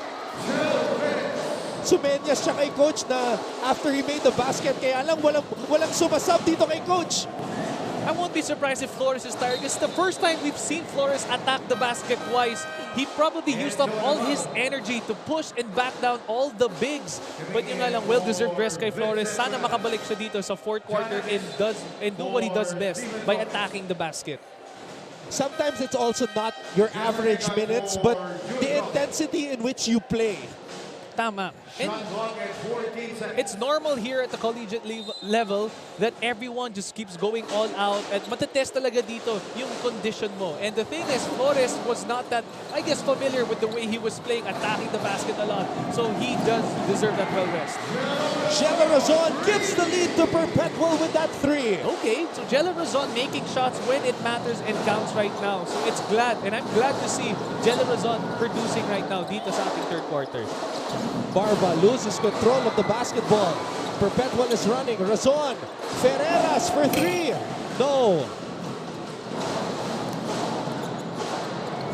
Oh, wild shot right there. Does not work for Peñafiel. Abis. Martel blocked by Umali. What a defensive stop. Shot Umali at the right place at the right time. This is what happens when you just put your hands up on defense at abangan ng bola sa air instead of just grabbing the ball and just swiping it off for the foul. What a shot by Navarro to tie things up. This is our fourth deadlock in the game.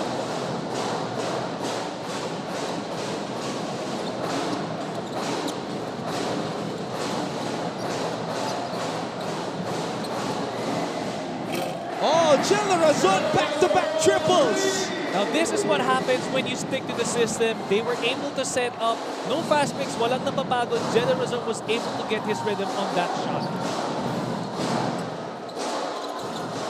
Navarro. Barba. Montaño, that's a foul. That's a good read on Montaño by attacking the basket. But yun nga lang, you had about 2 or 3 white shirts helping. So yung kailangan gawin dyan, they need more cutters to go near him and go near the basket. But at that point, nakatayo lang ang kanyang mga teammates. Wide open was Jella Razon. Back-to-back triples for him. Earlier we noticed that Jella Razon wasn't himself during the first part of the game, but ngayon he is coming alive with his other teammates. What a way for him to step up and recognize that he is really, really needed in this game.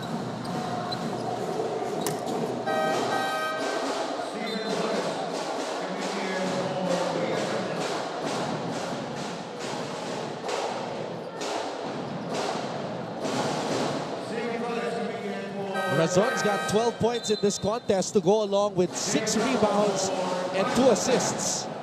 So this is all Flores needed. Maybe a minute or 2 minutes rest and he's back in the game. So let us see if he can attack Sean Umali again at the post. Oh, Barba could not finish. Peñafiel there for the putback. Egan. Ferreras at the buzzer. Oh, that would have counted had it gone in. And look at the intensity. John Barba with 18 points today to lead all scorers. Omega shaken up a little bit from that elbow on a drive by Valdez. And Coach Mike Sagigit is hoping that Perpetual can get this victory. They trail LPU by 1 as we head to the fourth.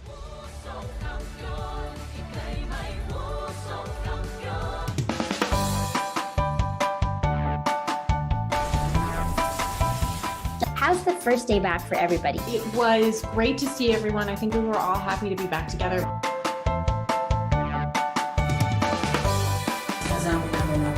We will never get lost because we have our parents. Kumusta, Alexandra? Salamat at nakapunta ka rito.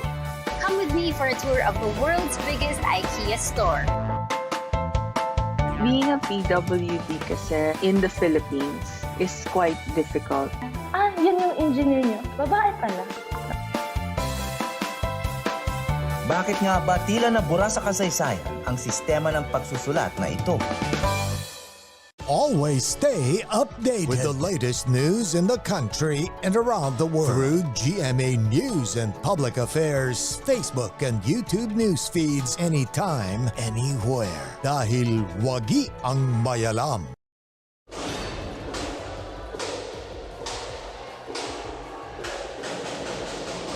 We are ready for the fourth quarter of what has been a very intense battle between Perpetual and LPU. Maraming salamat sa panonood at Ton Ross together with Andre Paras. And of course, we also have Bailey Akon and Chantal Laude at Courtside reporting for Perpetual and LPU.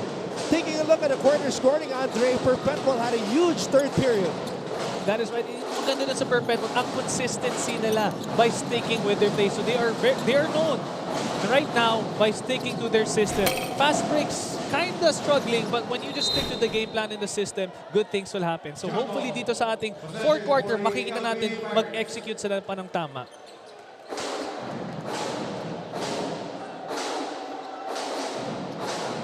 I think you're right. It will boil down to who executes better here in the fourth, because majority of the offensive sets that we've seen in the first three quarters have been just find the open man. And speaking of the open man, both teams are running up and down for the fast break. So let's see ang kanilang adjustment dito sa last quarter natin. Egan on the drive. Egan off the glass and in. No need to set up right there. He knows his strength. What a way to attack the defense sa part ni Egan. Bravo. Peñafiel. Navarro. Back to Simon. Simon on the drive. Barba. Back to Renzo. Renzo. Peñafiel mula sa kanto.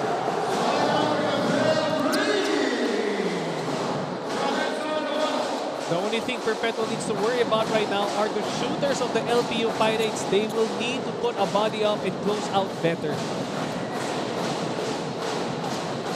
Flores. Egan. 5 on the shot clock. Egan.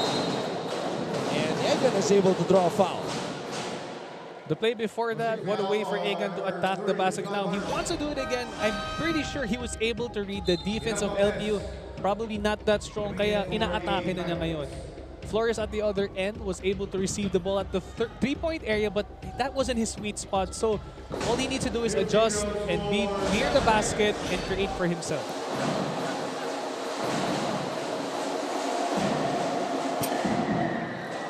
First free throw is up and in for the Perpetual team captain as Coach Gilbert Malabanan looks on.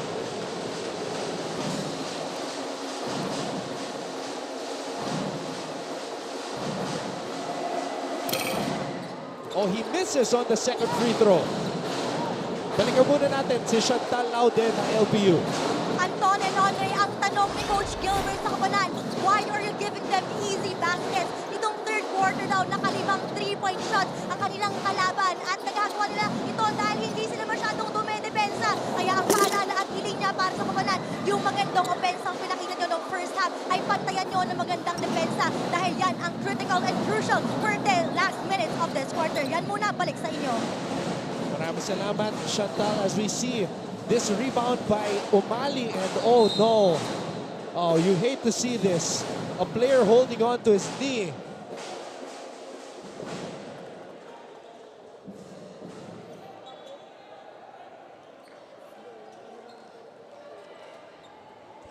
That's J.M. Bravo on the floor, writhing in pain. Mandatory substitution.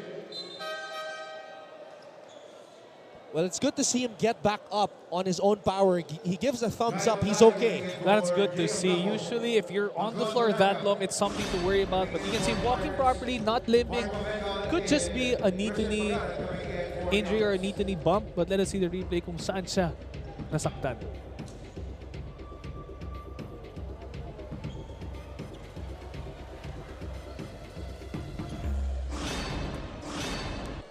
Well, based on that replay, wala namang siyang parang initial reaction on the landing. But when he was running back, okay, tignan natin. Oh, it looks like a knee from Flores by accident. They both bumped knees. That one got him going on the floor. But it looks fine. That's good. That's a good sign. Umali. Valdez, short snap is good for Enoch Valdez. Now that's what you want to see and what we want to see from the LPU Pirates. That's what they do very well. Getting the ball at the post, dumping it there, attracting all the defense, and so happens Valdez did well in reading by cutting and getting the ball inside the paint. Egan. Pull up 3. No good. Guadagna with the board. Valdez gives it back to McLeod. Montaño. O'Malley with a finish.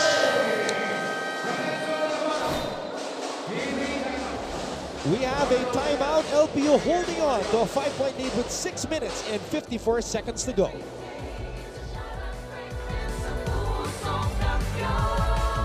Are COVID-19 vaccines safe? What is climate change? Because information is crucial, we're giving you all the facts that you need. Anong mga lugar sa Pilipinas ang COVID-free? Introducing Need to Know, a weekly explainer series from GMA News and Public Affairs. Here's what you need to know. Here's what you need to know. Here's what you need to know. Watch Need to Know, available on GMA News Facebook page and our YouTube channel.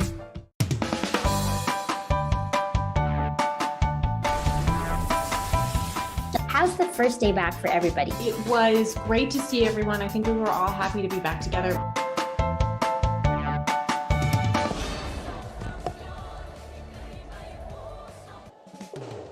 Will Gozum and Fran Yu, the two stars for our second matchup on this Saturday between the Benil Blazers and the Letran Knights. I cannot wait. I cannot wait as well, but don't let those smiles fool you. They are happy, but when it's game time, oh my goodness, mag-iiba yan.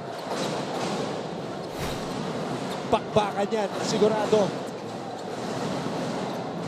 Knowing that Letran is on a 7-game winning streak, and if they win, they're going to be number 1. Wow. What an exciting matchup to watch later. And of course, our first game pa rin, the Perpetual LPU. My goodness, what a shot by Razon from way out. And the Pirates are running. Renzo Valdez. Oh, nagdalawang isip. Pinasa kay Guadagna. At balikan muna natin si Bailey's Akot with this report. Anton and Andre, ever since that halftime huddle, nagising ang mga Altas. They have been facing up to their defenders, being physical, diving for those loose balls, and making their presence felt on both ends of the floor. And Coach Mike Sigigit and the rest of the coaching staff commends the team for that, and that they see that they want to win this game. They need to continue doing this and to stay composed. And a quick update on Mark Denver Omega. He's doing fine. He just needed to regroup and will be able to play. Anton, Andre? Well, that's great news, Baileys, because medyo malakas nga yung tama ng siko ni Valdez kay MDO kanina. That is true. And speaking of good news, medyo kind of bad news right now sa LPU as Sean O'Malley is on the bench.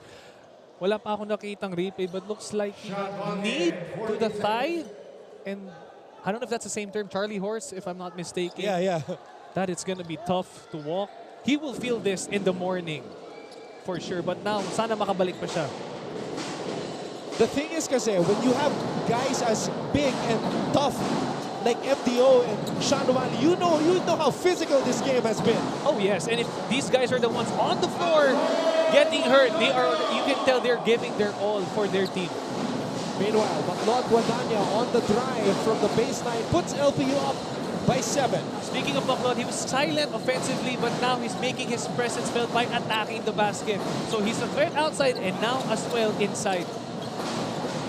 Bola napunta kay Larupay. Guadagna. No look pass. Larupay. Power dribble. Larupay puts it up and in. How did Maclod see that open man to see Larupay? You can see the grabe kanilang chemistry and the way they see the floor, and it's no surprise why they are a good fast break team. Maclod Guadagna. Look at this pass right here. And can you just imagine, Dre, if Larupay becomes more consistent along with Valdez? Larupay and Valdez have the similar game. They do well in leaking out, attacking the basket, and ngayon sabay pa sila sa quarter na to. So I won't be surprised if puro fast break ang makikita natin ngayon sa LPU, because that's what they are known for, and they are very aggressive when they do this, and it always works out for them. Yun nga lang, hopefully they can just make sure it's not forced shots. 10-point lead for the Pirates. LPU looking for win number 9. Alam mo, Dre, napaka-crucial nitong parte ng ating torneo, because if you're looking at the top 4, the magic number seems to be 8.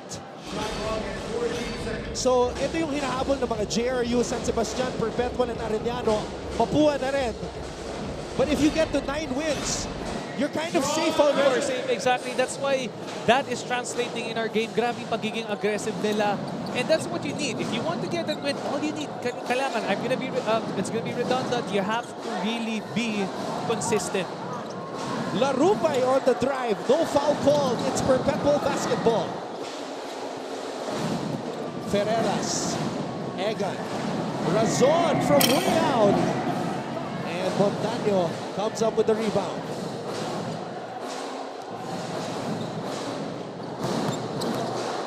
Valdez thought about the three and wisely threw the ball back out to Renzo. Navarro from way out. Renzo Navarro, pure guts on that shot. No risk it, no biscuit mentality. Ferreras for three. Carlo Ferreras. Perpetual, they are being consistent outside. Pero dito naman sa LPU, like I mentioned, kung hindi nila kaya, so happens sometimes pinipilit nila. So they need to set up a play and do well. And what they do well right now is being on the post. Pero yung napapansin ko, wala pa nadadump the ball sa post for them to get their offense going. Renzo gets blocked. Guadagna, one dribble pull up. Baklot Guadagna with a clutch jumper. That was a tough shot. Ang ganda ng depensa ni Ferreras. Pero Baklot made him pay by making that tough shot. Hours and hours in the gym working on that shot. Baklot Guadagna. All that work paying dividends here in season 98.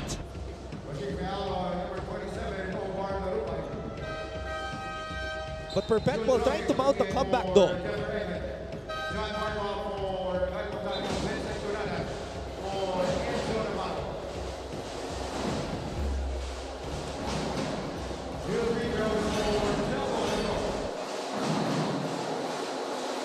LPU right now is lucky. I say that because sometimes yung play nila hindi na-execute ng tama, but the way they end up getting open, pati sila nabubulagan, uy, open ako, nakakashoot ako sa ilalim or nakaka-fast break ako. That's good for them, but what more if they're more consistent in setting up their plays? Perpetual right now just needs to be consistent sa kanilang defense and the way they stop LPU.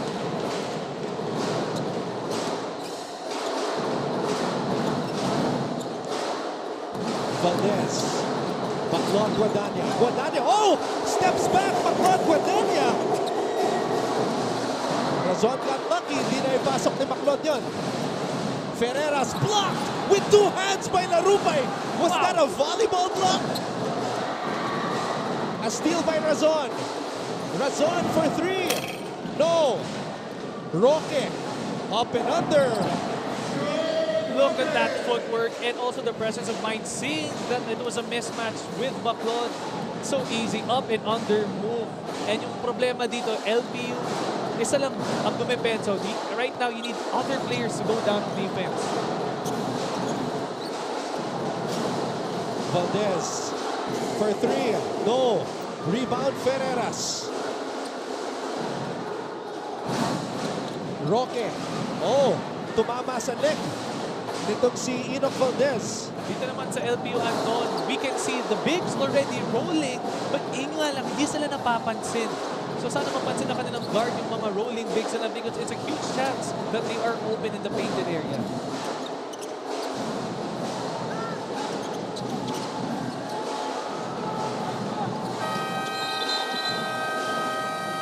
Naubusan ng oras ang LPU doon.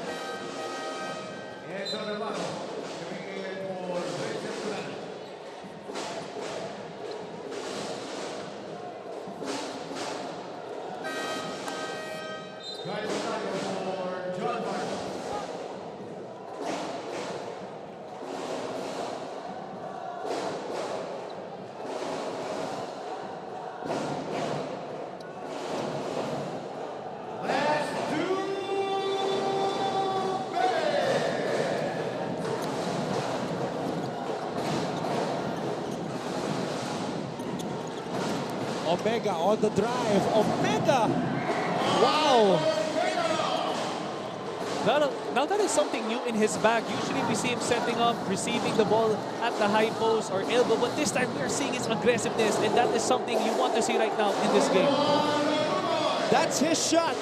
We've seen a lot of those baseline jumpers from Larupa in season 97. He hits an important one here late in the fourth. Roque for three. Too strong. Abis. Oh, he was fouled. Oh no! Correct that. He fouled Montaño. Wow, that was a crucial foul. Even he couldn't believe it. I couldn't believe it. But of course, the officials were there to see it. So, sana may replay para makita natin.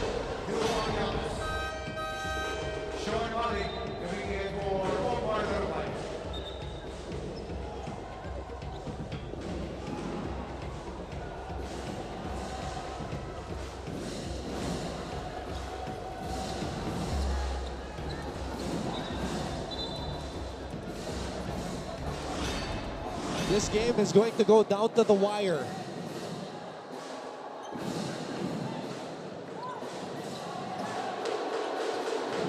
I'm glad to see Sean O'Malley back in the court after getting hit, if I'm not mistaken, by his thigh. So let us see ang kanyang contribution dito in our last 1 minute and 20 seconds.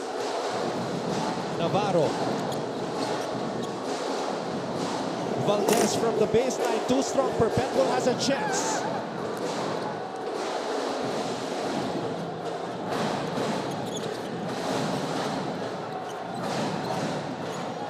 Ferreras.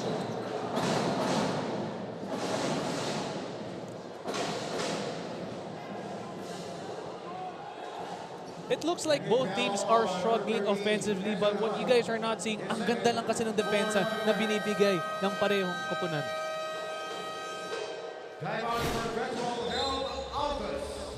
Hold on to your seats mga kapuso. Magbabalik po kami. 57.5 seconds remaining. LPU leads Perpetual 84-80.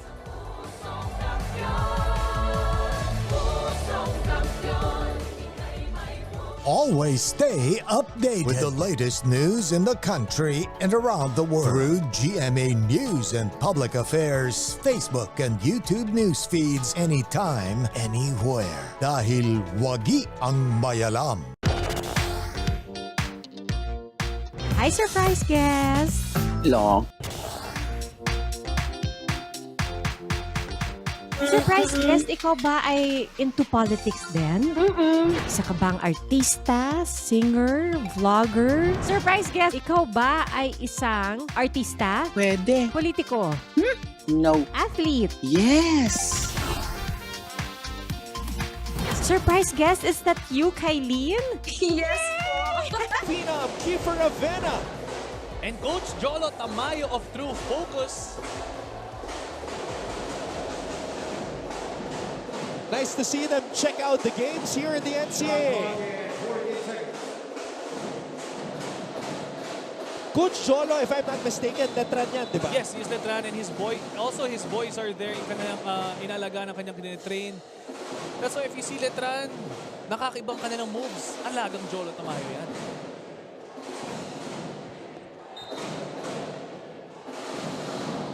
Meanwhile, Perpetual needs to score here. Abis. Abis on the drive. Abis.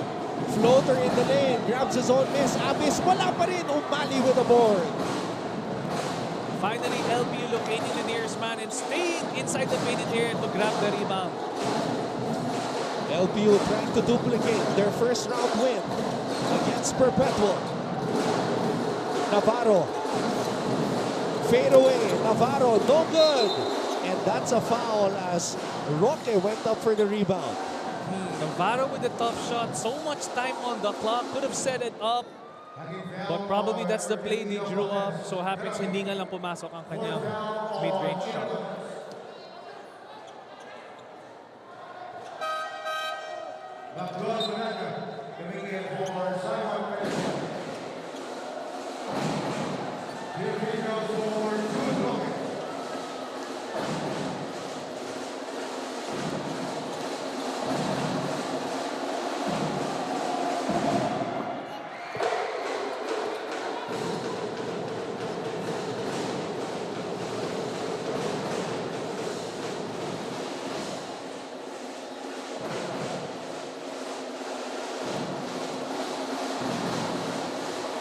Roque. 2 out of 2 sa pagkakataon na yun. And LPU calls a timeout.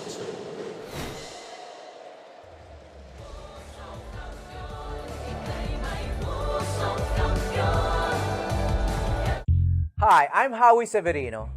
My colleagues and I developed this idea of creating a podcast as a safe space for sharing insights with leaders and interesting people across diverse backgrounds. I've been a journalist for 33 years as a newspaper reporter, news anchor, online editor, and documentary maker. But podcasting is fresh territory for me. Check out the Howie Severino podcast, an original for GMA News and Public Affairs. New episodes will stream every Thursday. Listen for free on Spotify, Apple Podcasts, Google Podcasts, and other platforms. Empower yourselves and be safe.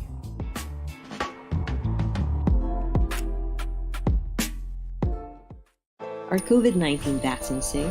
The LPU Pirates' remaining games and still a tough schedule, Dre. Wow, look at that. We have the San Beda Red Lions on November 9, tapos Baste November 13, JRU November 16, Binil November 18. So we can say it's not gonna be an easy ride for them.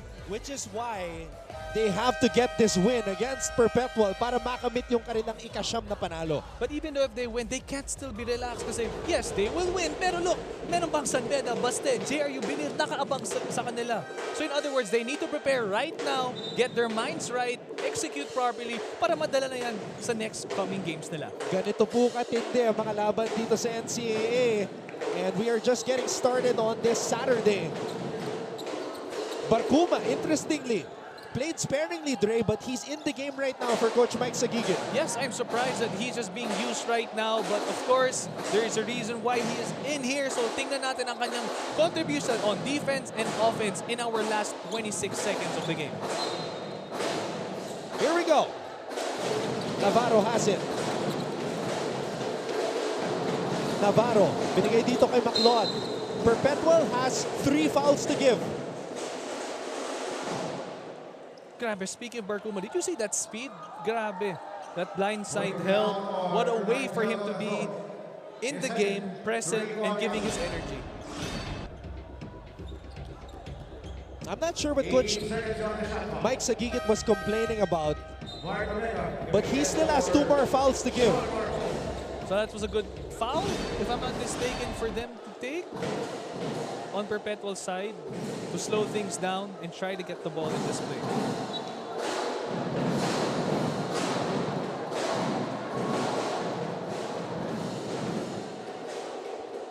We never know, maybe here Perpetual will let them waste the time or go for the foul so that both teams can be on foul trouble so they can, I guess, makabawi sa mga rebounds when it comes to the free throw.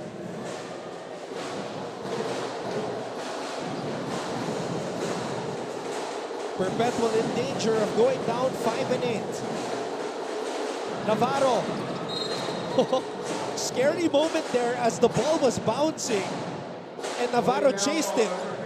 Could have been an out of bounds and a possession for Perpetual, but of course, mukhang ito nga ang play nila to foul kaagad. Actually, sumobra yung pasa. Renzo had to chase the ball. Well, it's good. He chased the ball, but so happens, sa kanila pa rin ang bola kasi na-foul sila ni Barkuma. So ito, wala pa sila sa foul trouble ang Perpetual. So tingnan natin if they're gonna go for another quick foul or just let it play out and wait for an error to happen.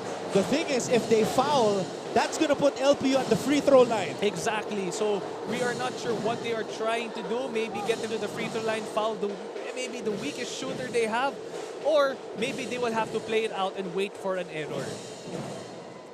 Well, 15 seconds remains on the shot clock. That's still, well, I mean, JRU won the game with a little over 2 seconds, so anything can happen here in the NCAA. And that's why it's exciting. It's just a 2-point lead sa LPU. Tingnan natin, are they gonna go for a quick shot or try to waste the time if they could? Oh.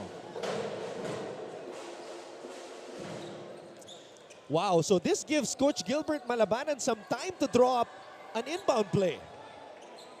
Well, lucky for them, so let us see. Or see what they will execute after this official's timeout. So if you're LPU, Dre, who do you think should receive the ball?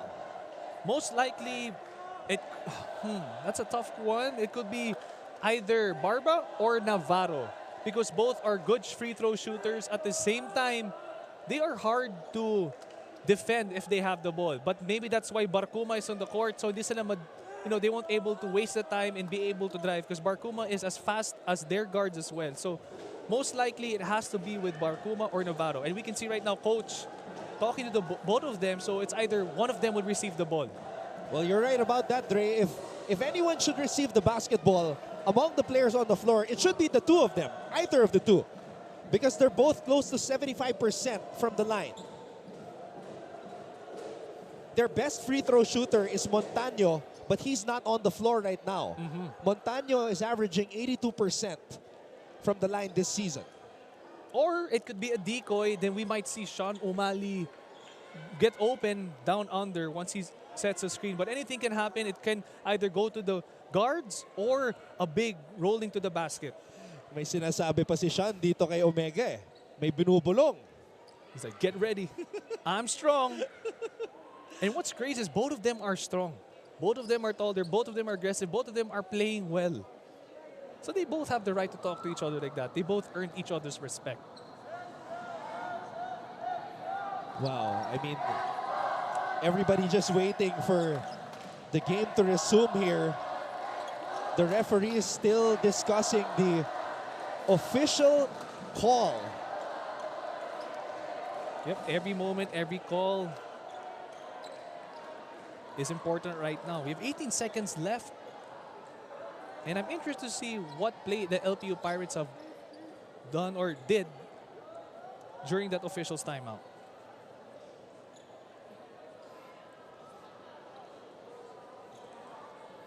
Coach Gilbert is already preparing to call another timeout. I believe yun yung sinesenyas Official niya. time remaining is 16.6 seconds. Wow, nabawasan ng oras, Dre. Wow. Kanina 18 yan. Ngayon, nasa 16.6. Let us see if they have to adjust their offense. But we can see both bigs of LPU, O'Malley and Valdez at the elbow. Looks like they might go for a down screen for their guards. Or they could be a decoy. But let us see. Here we go. Barba will throw the ball in play. Valdez picks it up. Barba. And Barba gets fouled. He will head to the line. Like we both mentioned earlier, could have been with Navarro or Barba, but this is not a good look for Perpetual because you fouled a player who's been shooting very well in today's game.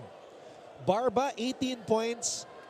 He has taken 6 free throws today, 4 out of 6 from the line. Oh, he misses the first.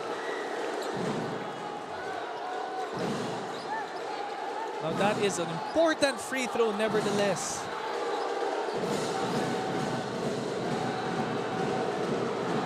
Second free throw for Barba. 3-point game, and Perpetual calls a timeout with 12.9 seconds remaining. So anything can happen here in 12 seconds. It's either Perpetual goes for the quick 3 or an easy 2 and foul. Anything can happen. Both of those things might happen after the timeout of Perpetual. I'm gonna reverse jinx this. We've had 4 overtime games already this season. And I've been part of 2, if I'm not mistaken. It must be me. Carlo inbounder. Okay, si Jello to. Back screen. Back screen. Back screen. Pagbigay ng bola. Pagbigay ng bola. Coach, sino yung 5? Omega, Abis. Ikaw to, Abis. Ikaw to, pre, ball side ka. Pag back screen, sino corner? Carlo to. Si Jude to. Listen. Tatawid. Tapos screen. Tingnan mo sa dalawa. Ito ulit to.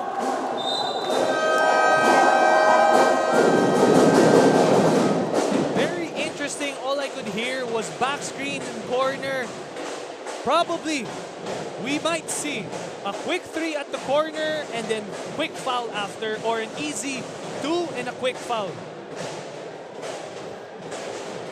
So you have Razon, a very dangerous inbound passer. And then you have Roque, Omega, Abyss, and Ferreras on the floor. Here we go. Razon, binigay kay Abyss. Abyss, munti ka ng magawan. Razon, titira mula sa kanto. Shell Razon, sumobra. And Burba is fouled again. That could be the corner coach was talking about earlier. And what a way for LPU not to give up on that play. They were there under the basket at once. Wala nag-leak out. Kahit walang taong na-box out, nandun pa rin sila to get that ball. And this is great defense by Valdez not to foul Jello Razon. Perpetual today 8 out of 27 from beyond the arc. Barba with a chance to tie his career high. Oh, short again on the first. These are moments when you are nervous. Game's on the line, but you can't let that happen. And he matches his career high. 20 points for Ato Barba. And Perpetual will fall short once again. LPU picks up win number 9 here in NCAA Season 98. Perpetual help others in 86-40 win by your LPU Pirates.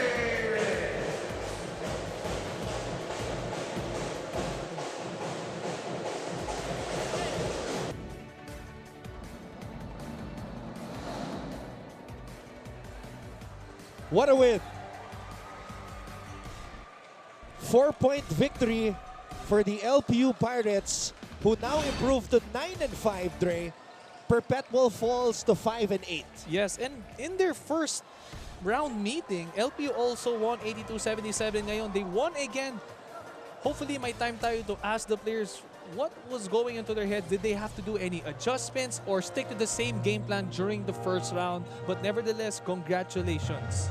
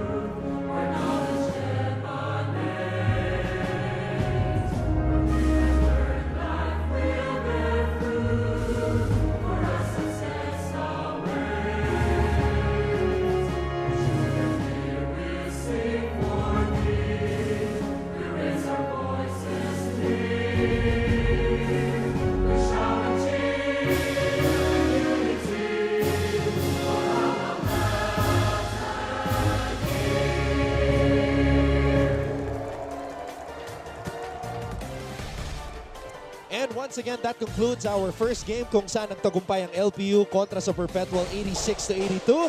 And we will wrap things up when we return right here on GTV.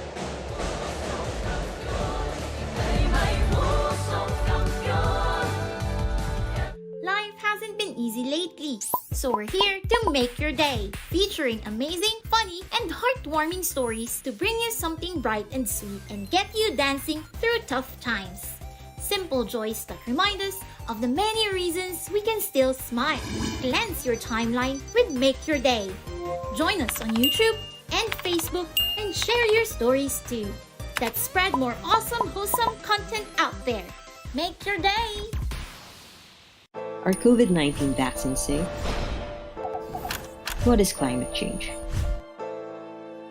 Because information is crucial, we're giving you all the facts that you need. Anong mga lugar sa Pilipinas ang COVID-free?